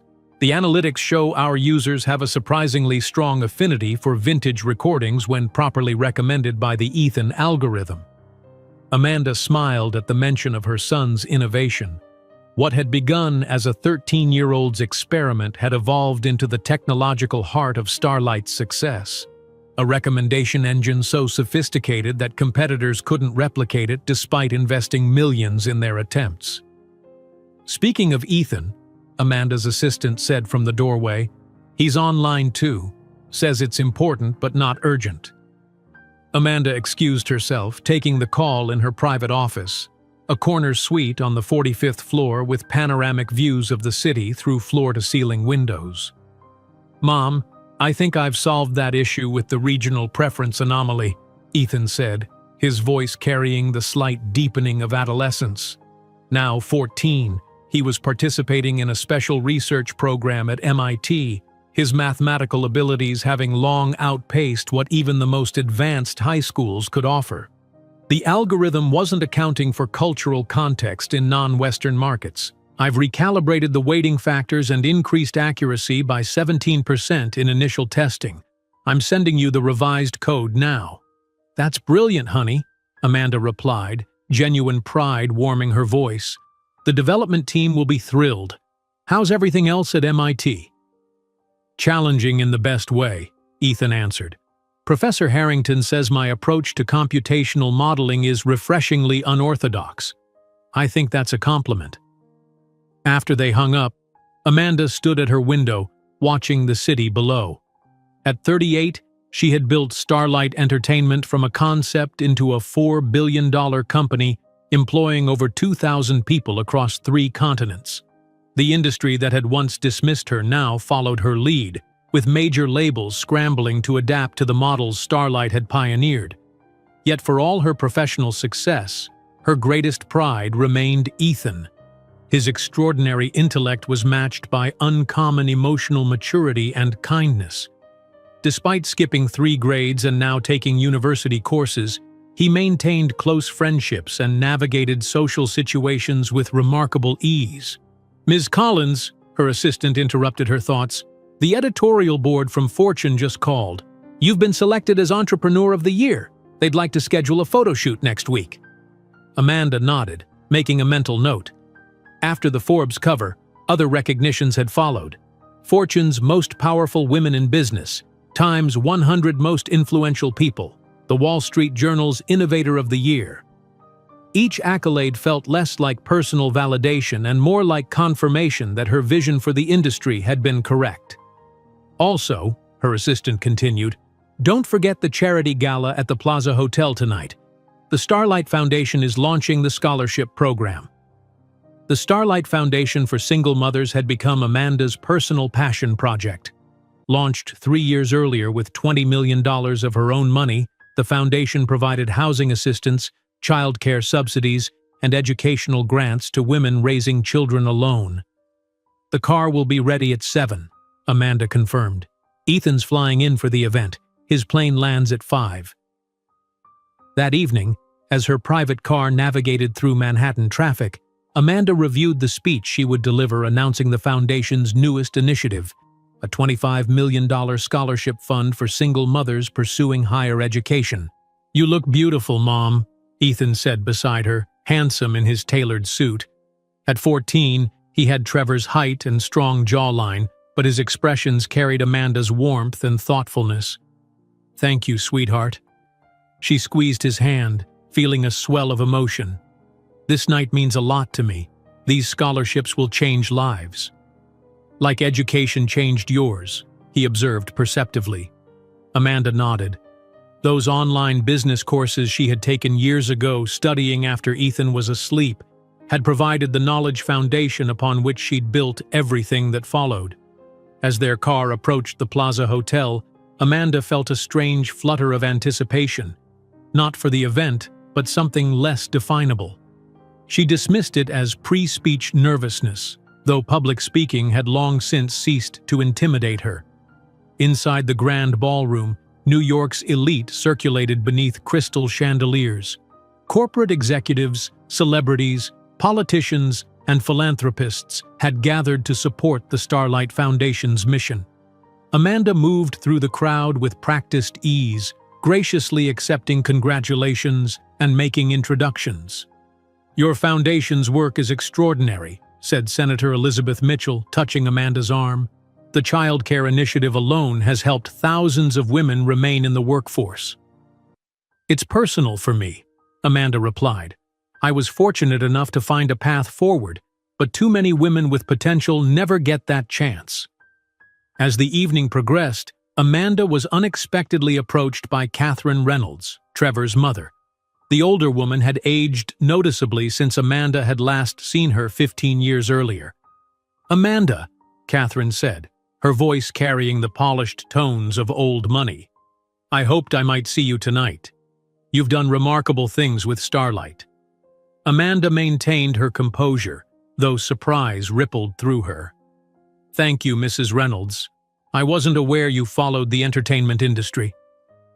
"I follow success stories," the older woman replied with a small smile, "and yours is quite extraordinary. Is your son here tonight? I believe he would be about 15 now." The question carried layers of implication. Catherine had never acknowledged Ethan's existence when Amanda was pregnant, supporting her son's abandonment with cold silence.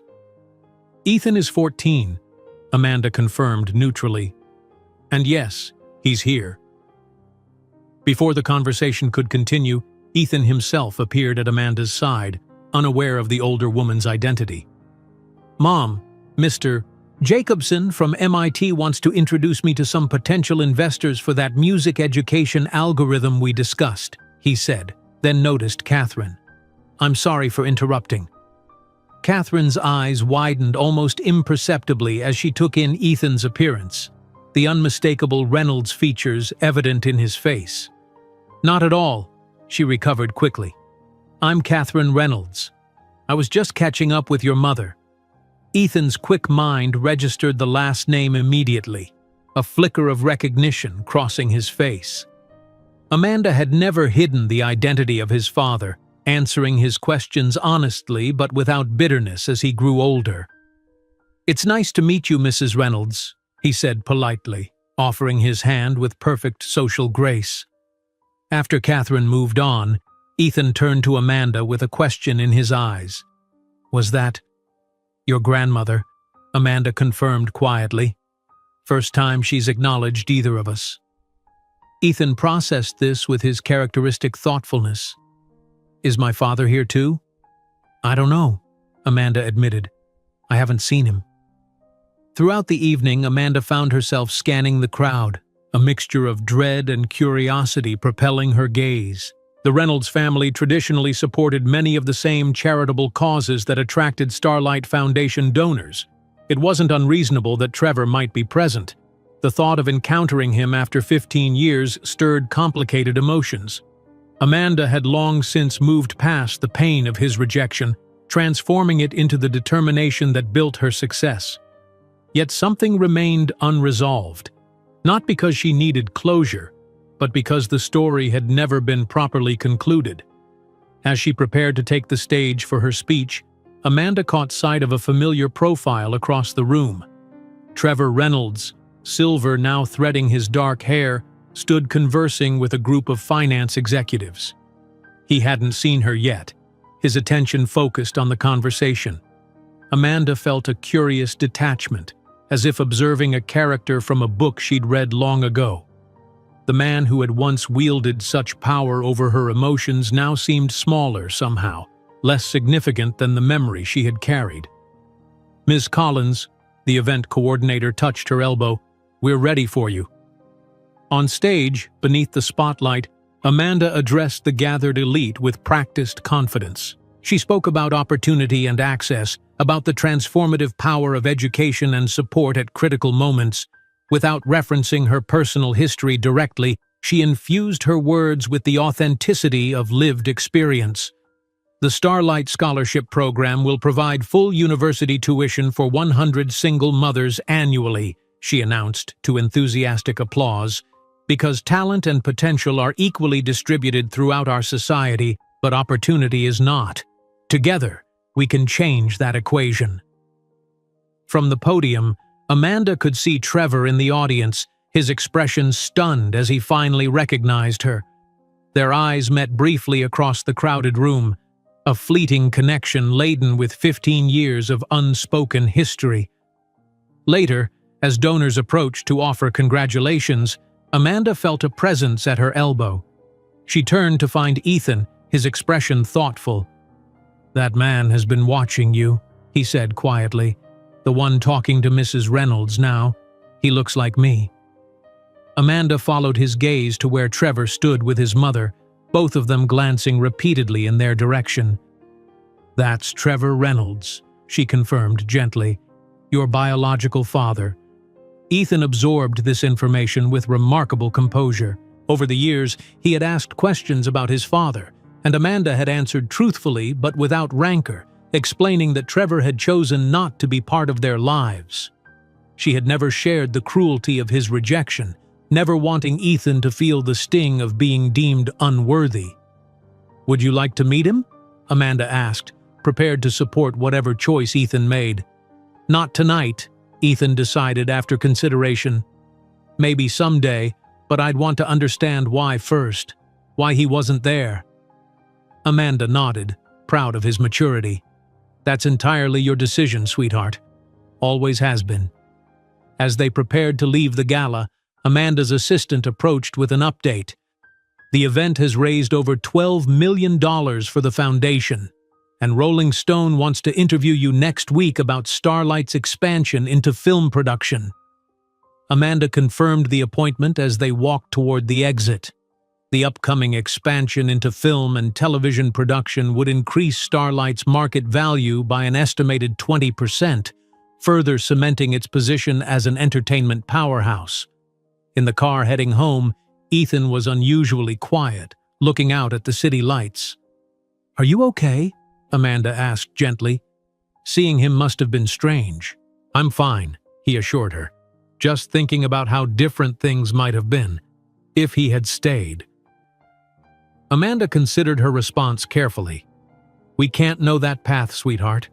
We can only appreciate the one we've traveled." That night, after Ethan had gone to bed, Amanda stood at the window of their penthouse apartment, looking out over the city that had once seemed so hostile to her dreams. From struggling single mother to billionaire CEO, a transformation that would have seemed impossible on that night 15 years ago when Trevor had walked out her door. As she prepared for bed, Amanda didn't realize that fate had set in motion a confrontation 15 years in the making. In his Upper East Side penthouse, Trevor Reynolds lay awake, the image of Amanda, confident, successful, admired, and the boy who was unmistakably his son burning in his mind, awakening questions and regrets long suppressed. While she prepared for the charity event, Amanda didn't realize that fate had prepared a meeting that would reopen old wounds. Trevor Reynolds, now CEO of Reynolds Investments after his father's retirement, would also be at the Plaza Hotel for a coinciding family celebration.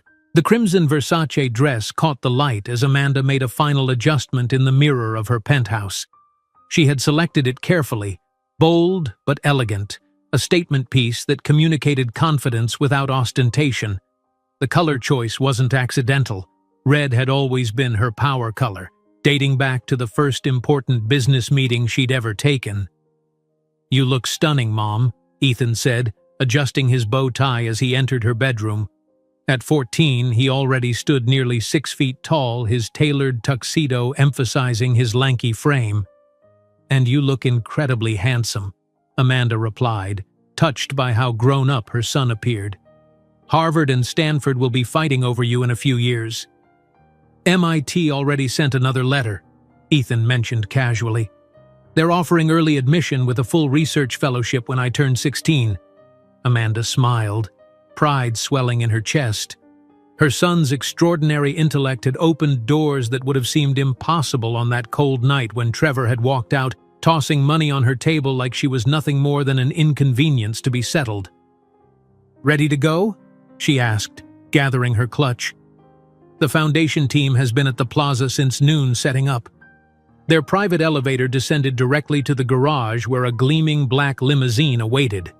As they settled into the leather seats, Amanda reviewed her notes for the evening's speech one last time. The Starlight Foundation's scholarship program represented everything she had wished for during those desperate early years, support that recognized potential and created opportunity. "Nervous?" Ethan asked, observing her concentrated expression. Amanda shook her head. "Not about the speech, just wanting everything to be perfect. These scholarships will change lives." Across town, in the opulent master bathroom of his Park Avenue penthouse, Trevor Reynolds adjusted his bow tie with practiced precision. At 42, he still cut an impressive figure, athletic build maintained by a private trainer, hair now distinguished with subtle silver at the temples. The Wall Street Journal had recently listed him among New York's most eligible bachelors, conveniently overlooking the fact that he had been married for a decade. "Trevor, darling," called Victoria Reynolds from the bedroom, "we're going to be late for Alexander's birthday celebration."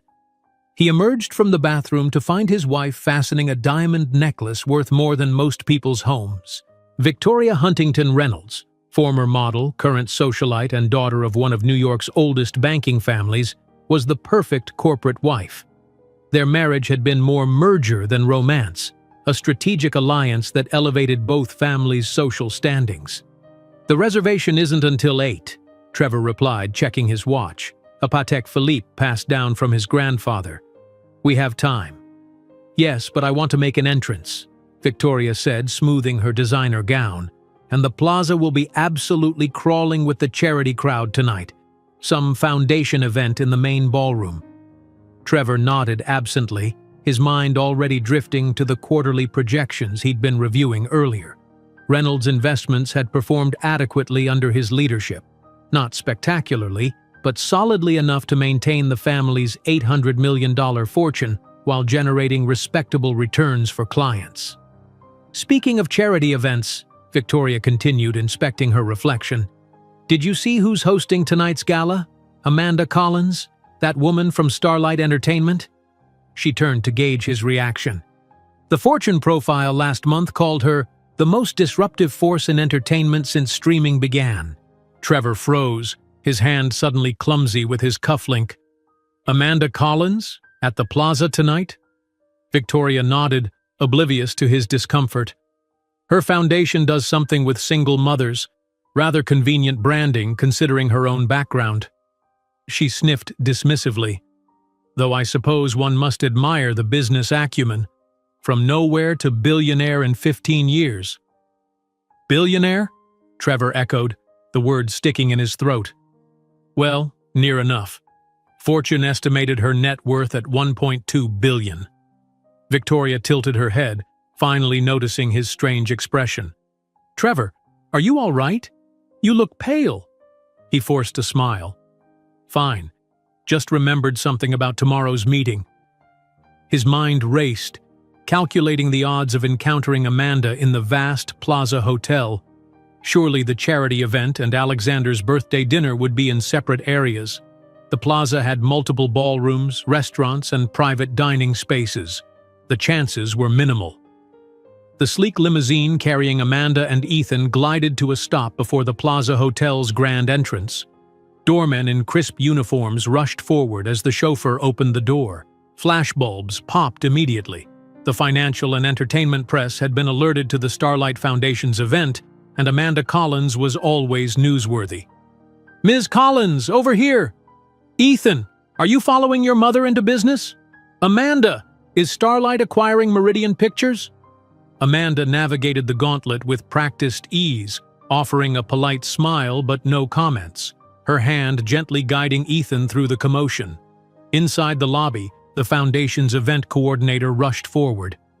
"Everything's perfect," she assured Amanda. "We've already raised $3 million in pre-event donations, and the ballroom is at capacity." Amanda nodded appreciatively. "And the scholarship recipients?" "All 8 are here with their families, seated at the center tables as you requested." The plaza's grand ballroom had been transformed for the evening. Subtle lighting cast a warm glow over tables adorned with elegant centerpieces in the Foundation's signature colors.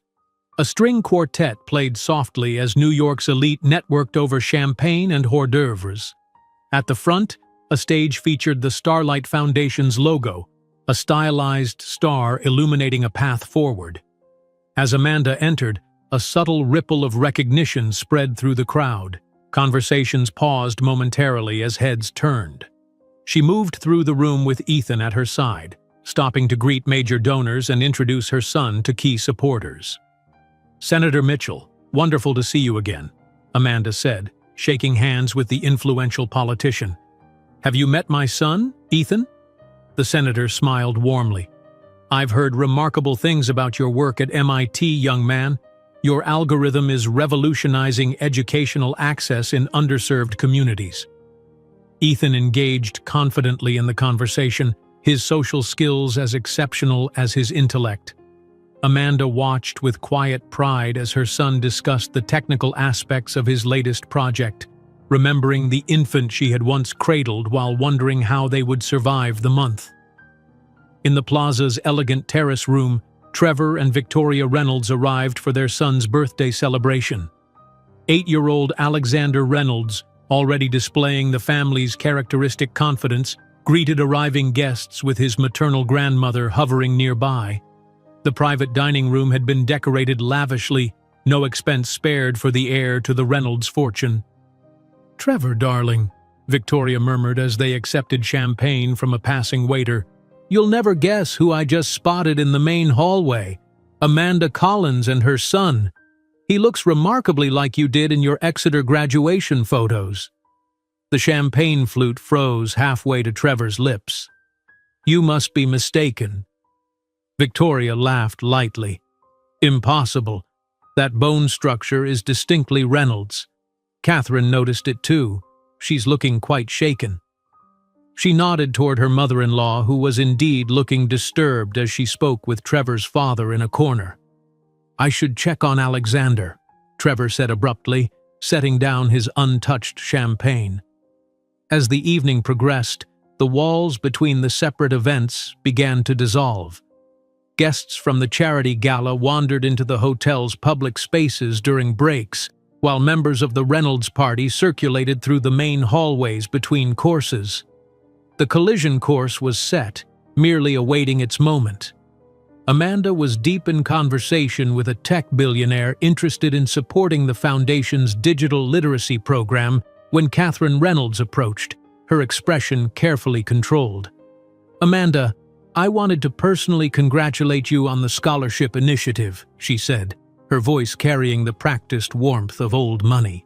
"Education changed the trajectory of our family 3 generations ago." "Thank you, Mrs. Reynolds," Amanda replied evenly. "That's precisely why we've focused on educational access. It's the most reliable path to economic mobility." Catherine's eyes drifted to where Ethan stood conversing with a group of MIT professors. Your son is remarkable. A credit to your parenting. The subtle emphasis on "your" didn't escape Amanda's notice. Before she could respond, a commotion near the ballroom entrance drew their attention. Trevor Reynolds had entered the charity gala, ostensibly to find his mother, but his eyes scanned the room with barely concealed tension. He moved through the crowd with the entitled confidence of someone accustomed to deference, but there was something almost frantic in his gaze. The moment froze in perfect cinematic timing, Amanda turning from her conversation with Catherine, Trevor stopping dead in his tracks as their eyes met across the crowded room. 15 years collapsed into a single heartbeat.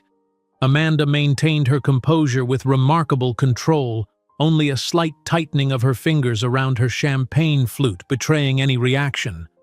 Trevor, however, visibly paled, his confident posture faltering momentarily. "I believe my son is looking for me," Catherine murmured, a strange note in her voice as she observed the silent exchange. "If you'll excuse me." Left alone, Amanda turned to speak with Senator Mitchell about proposed legislation affecting digital royalties. Her voice remained steady, her focus sharp, but she was acutely aware of Trevor's presence as he conferred with his mother across the room, both of them casting glances in her direction. "Amanda, the Secretary of Commerce has been hoping to discuss your proposal on international intellectual property protections," the senator was saying. "He's just arrived if you have a moment." "Of course," Amanda replied, turning to follow the senator's gesture and finding herself face to face with Trevor Reynolds. Time seemed to stop. The noise of the crowded ballroom receded. 15 years since he had stood in her tiny apartment, tossing money on her table, telling her she wasn't enough. "Trevor Reynolds," Amanda said, her voice controlled, betraying nothing of the complex emotions beneath the surface. "What a coincidence."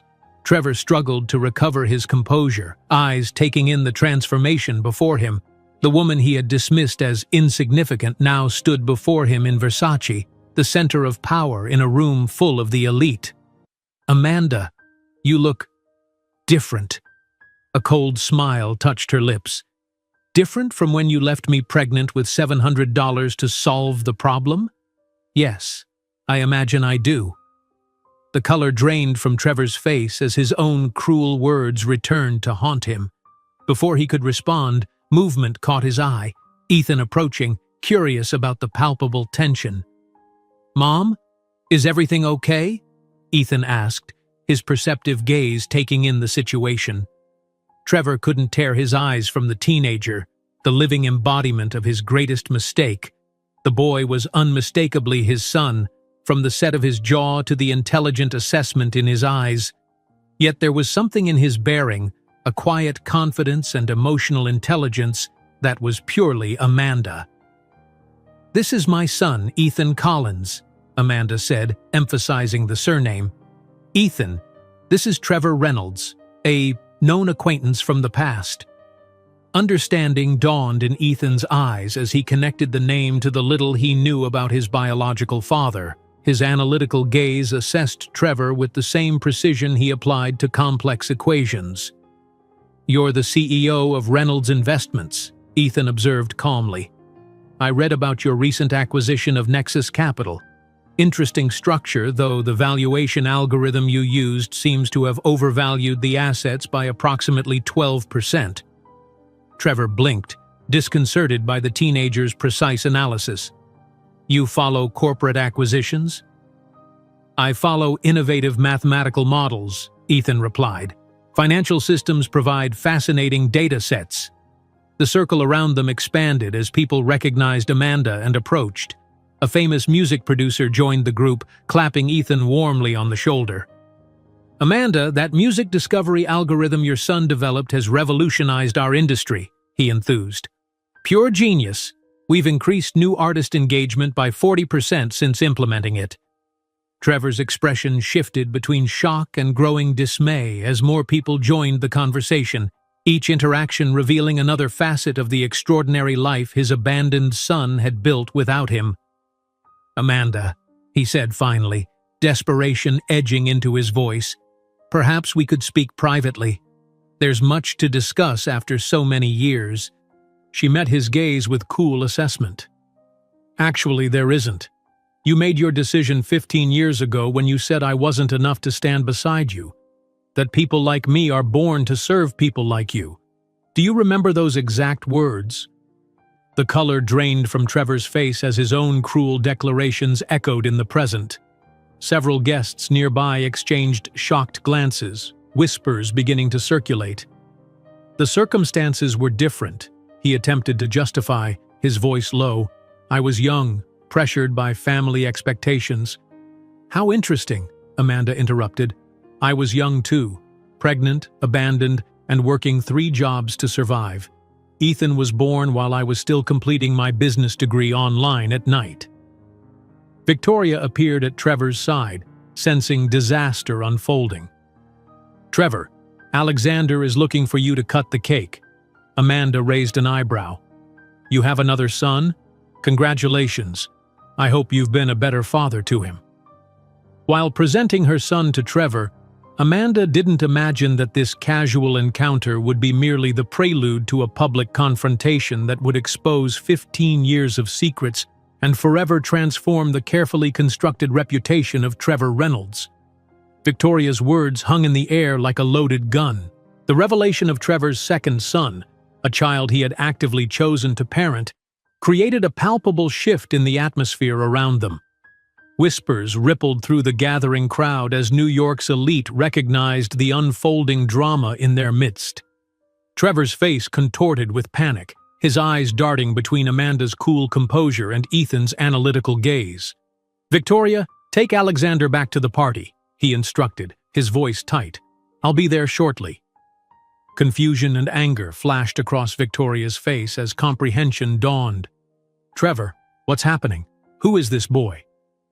Her eyes narrowed as she studied Ethan's features, the undeniable Reynolds resemblance impossible to ignore. Perhaps your husband should explain, Amanda suggested, her tone polite but edged with steel. Though based on experience, full disclosure isn't his strong suit. Ethan watched the exchange with remarkable composure, processing the complex adult dynamics with the same methodical approach he applied to mathematical problems. You have another son, he stated, not a question but a simple observation directed at Trevor. Does he enjoy mathematics as well? The innocent inquiry delivered with such calm curiosity seemed to devastate Trevor more than any accusation could have. He's 8, he managed, looking physically ill. He likes soccer. I played soccer briefly, Ethan replied conversationally. Found it statistically inefficient. 22 players, 1 ball, average player possession under 3 minutes per 90-minute game. A distinguished-looking man in the gathering circle chuckled. That's why we recruited him to MIT. Extraordinary mind. He extended his hand to Trevor. Professor James Harrington, Computational Sciences. Your son's algorithm has revolutionized how we approach predictive modeling across multiple fields. Trevor shook the professor's hand mechanically, the words, your son, landing like physical blows. I wasn't aware, he began, then stopped, realizing there was no acceptable way to complete that sentence. Victoria's voice cut through the awkward moment, sharp with growing anger. Trevor, I don't understand. Who exactly is this young man? Before Trevor could answer, a well-known music executive joined the circle, his face lighting up at the sight of Ethan. There's our young genius. The Ethan algorithm increased our new artist discovery rate by 40%. We're implementing the expanded version next quarter. More people pressed forward, each offering similar praise for Ethan's innovations or Amanda's business leadership, unintentionally driving home the magnitude of what Trevor had abandoned. With each accolade, Trevor seemed to physically diminish, his carefully constructed self-image crumbling under the weight of his mistake. Amanda observed the spectacle with detached interest, feeling neither vindication nor satisfaction, merely a calm acknowledgement of truth finally exposed. Ethan, she said gently, we should prepare for the scholarship presentation. It begins in 15 minutes. Ethan nodded, then turned to Trevor with unexpected grace. It was interesting to meet you, Mr. Reynolds. Perhaps another time we could discuss your quantitative approach to market valuations. I have some thoughts on improving accuracy. The simple courtesy extended by the son he had never known seemed to break something in Trevor. I would like that very much, he managed, his voice thick with emotion he clearly wasn't accustomed to feeling. As Amanda and Ethan moved toward the stage, Victoria grabbed Trevor's arm with bruising force. "Outside! Now!" she hissed, her socialite composure fracturing. They exited to a private alcove off the main hallway, her expression thunderous. "You have a son?" she demanded, voice low but vibrating with fury. "A teenage son you never once mentioned in 10 years of marriage? With Amanda Collins of all people?" Trevor loosened his bow tie, suddenly struggling to breathe. "It was before us, before you and I met. You told me you never had serious relationships before me," Victoria spat. "Now I discover you not only had a relationship with one of the most powerful women in New York, but you fathered her child and apparently abandoned them both?" "It wasn't like that," Trevor attempted, though they both recognized the lie. "I was young, focused on my career." "Spare me," Victoria cut him off. "Alexander's birthday celebration is ruined, and tomorrow our name will be in every gossip column in the city. Reynolds CEO abandons billionaire's son. Your mother looks like she might collapse, and your father is already making calls to the PR team." Inside the ballroom, Amanda took the stage as planned, her composure unshaken by the confrontation. Her voice carried confidently through the space as she introduced the first recipients of the Starlight Scholarship for Single Mothers, 8 women from diverse backgrounds who would receive full university funding and living stipends. "Each of these remarkable women has demonstrated extraordinary potential while raising children alone," Amanda said, genuine emotion warming her voice. "Tonight, we remove the financial barriers between them and their dreams." As the recipients joined her on stage, each sharing brief, powerful stories of their journeys, Ethan watched from the front row with evident pride. This was his mother's true legacy, not the billions she had accumulated or the industry she had transformed, but the ladder she was building for others to climb. Across the room, Trevor had returned alone, Victoria having departed with Alexander and his grandparents. He stood in the shadows, watching the woman he had once dismissed as insignificant now commanding the attention and respect of everyone present. After the ceremony, as guests began departing, Amanda found herself approached by a reporter from the Wall Street Journal. "Ms. Collins, there's a rumor circulating that your son is actually the biological child of Trevor Reynolds. Would you care to comment?" Amanda's expression remained neutral. "My son's achievements stand on their own merits, regardless of biology. If you're looking for a story, I'd suggest focusing on the scholarship recipients and their potential impact on their communities," the reporter persisted. "But is it true? Is Trevor Reynolds the father?" "My son has my last name because I raised him," Amanda replied with finality. "Now, if you'll excuse me, I have guests to thank."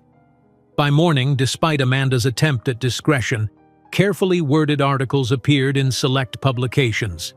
Family Connection, Starlight CEO's son bears striking resemblance to finance mogul in the Business Insider, Reynolds heir apparent, tech prodigy's paternity raises questions in the New York Post.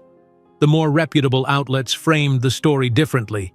Abandoned by finance CEO, Starlight founder built billion-dollar empire as single mother in the Wall Street Journal. Amanda Collins reveals struggle before success. I was a mother first, CEO second, in Forbes Digital. Trevor stared at the headlines on his tablet, sitting alone in his home office. Victoria had taken Alexander to her parents' estate on Long Island, her parting words still burning in his ears. "Fix this before we return, or don't bother coming to Southampton at all." The Reynolds Investments crisis management team had been working since dawn. 3 clients had already called to express concerns, all using careful language that masked their real question. How could they trust a man who had hidden such a significant personal failure? Trevor's phone buzzed with a text from his father. Board meeting called for 3 p.m. Be prepared to address this directly. At Starlight headquarters, Amanda maintained her normal schedule, refusing to feed the media frenzy. When her PR director suggested leveraging the situation for positive coverage, she shook her head firmly. "We don't build our brand on personal stories, and we certainly don't exploit my son's privacy for corporate advantage," she stated unequivocally. "Issue a simple statement confirming Ethan is my son, that his father has not been involved in his life, and that we request privacy as a family. Then we continue with business as usual." Ethan, remarkably unperturbed by the sudden public interest in his parentage, video called from MIT. "Are you okay, Mom?" he asked, his concern entirely for her well-being. "I'm fine, sweetheart," Amanda assured him. "This will blow over quickly. The news cycle is relentless. Tomorrow they'll be focused on something else." Ethan nodded thoughtfully. "I've been thinking about him, about Trevor. Why didn't you ever tell me how cruel he was when he left?" Amanda sighed, choosing her words carefully. "Because I never wanted you to feel the weight of his rejection. Your story isn't defined by his absence, Ethan. It's written in your own remarkable accomplishments and the person you've become." "He looks sad," Ethan observed with unexpected insight. Not just embarrassed or caught, genuinely sad about what he missed. In the following days, the story evolved in the press, with past associates of Trevor coming forward with accounts of his ruthless business tactics and callous personal behavior. Former girlfriends described a pattern of emotional detachment. Business rivals detailed cutthroat maneuvers that bordered on unethical. The carefully constructed image Trevor had maintained, the respected financial leader with impeccable family values, unraveled thread by thread. Reynolds' investment stock dropped 6% in 2 days as clients quietly began moving assets to competitors. In their Park Avenue apartment, Victoria packed additional suitcases, her expression glacial. "The Hendersons uninvited us from their gala next month," she informed Trevor. 30 years of family connection erased because you're now a liability." "Victoria, please," Trevor began, but she cut him off with a raised hand. "My father called this morning. The Huntington family name cannot be associated with someone who abandons his child. Fix this, Trevor, or our marriage will be the next casualty." On the 3rd day after the Plaza event, Trevor appeared unannounced in the lobby of Starlight Entertainment. Security immediately moved to intercept him, but he raised his hands in a gesture of peaceful intent. "Please," he said, the desperation evident in his voice. "I just need to speak with Amanda Collins. Tell her Trevor Reynolds is here." The security team exchanged glances before one made a call. Minutes stretched into a half hour as Trevor waited, perched uncomfortably on the edge of a sleek lobby chair, surrounded by platinum records and movie posters bearing the Starlight logo. Finally, an assistant appeared. "Ms. Collins will see you, briefly." She led him to a private elevator that ascended directly to the executive floor. Amanda's office occupied the corner of the 45th floor, floor-to-ceiling windows offering panoramic views of Manhattan. She sat behind a modern desk, her expression composed and professional as Trevor was shown in. As the door closed behind him, leaving them alone for the first time in 15 years, Trevor realized with crushing clarity that the woman before him, poised, powerful, successful beyond imagination, was someone he had never truly known, and it was entirely his loss.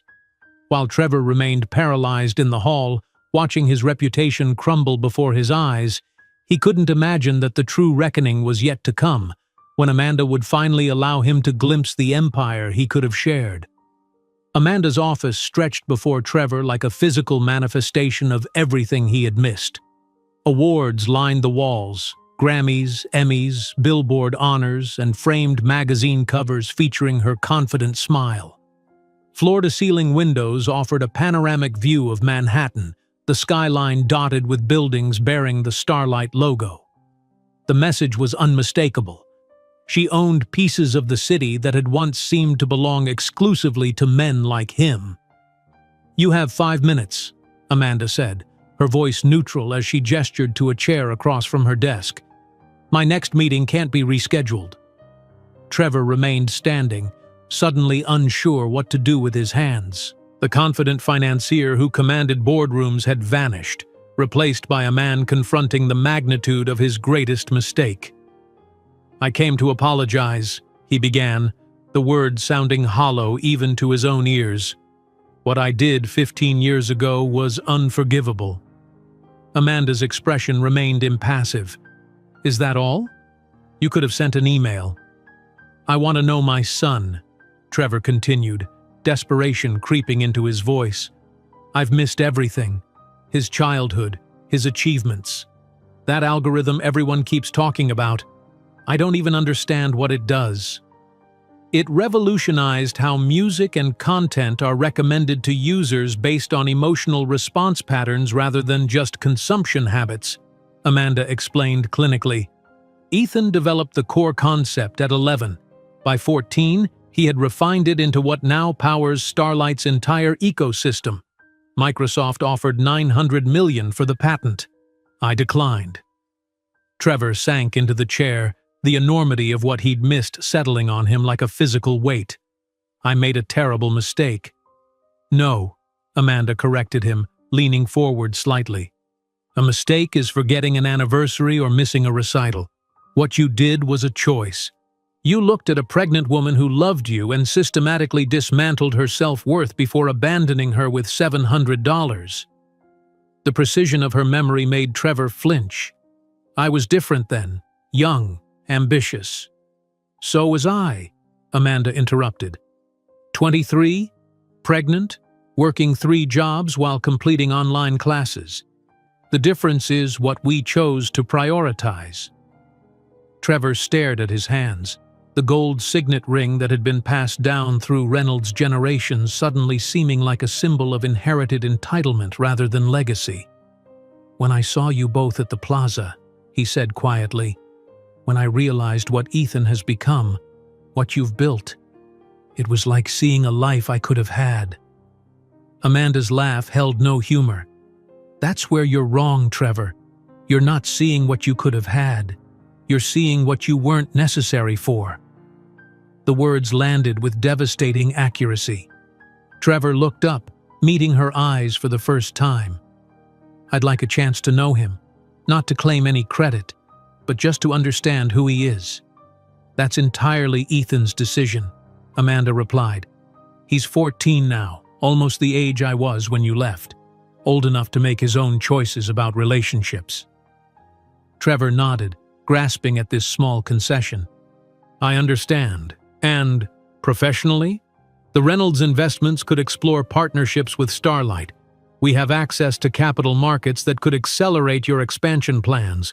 We could work together, create opportunities for Ethan to eventually inherit both companies." Amanda's expression shifted from neutral to genuinely amused. "You still don't understand, do you? I don't need your contacts or your money. Starlight Entertainment is valued at $22 billion, approximately 5 times what Reynolds Investments is worth. And as for Ethan's inheritance, the algorithm he developed at 14 is already worth more than your entire net worth." Trevor paled as the true disparity in their positions became clear. All these years, he had subconsciously clung to the belief that he had chosen success over family. The reality that he had chosen the lesser success while rejecting what could have been a remarkable family was almost unbearable. "I'll leave my contact information with your assistant," he said finally, rising from the chair. "If Ethan wants to meet me." "He has his own assistant," Amanda replied coolly. "If he wishes to connect, he'll reach out through appropriate channels." As security escorted him through the lobby, Trevor noticed a wall displaying photographs of Starlight Foundation scholarship recipients, women who reminded him of Amanda 15 years ago, determined faces framed by circumstances that would have defeated lesser spirits. He wondered how many of them had been abandoned by men who, like him, had been too blind to recognize their strength. Outside, the afternoon sun felt harsh on his face. His driver opened the car door, but Trevor waved him off. "I'll walk," he said, needing time to process the full weight of what he'd lost. Back in her office, Amanda allowed herself a moment of reflection after Trevor's departure. She had expected to feel something more definitive, vindication perhaps, or closure. Instead, she felt a curious emptiness, as if the confrontation had released a tension she hadn't realized she was carrying.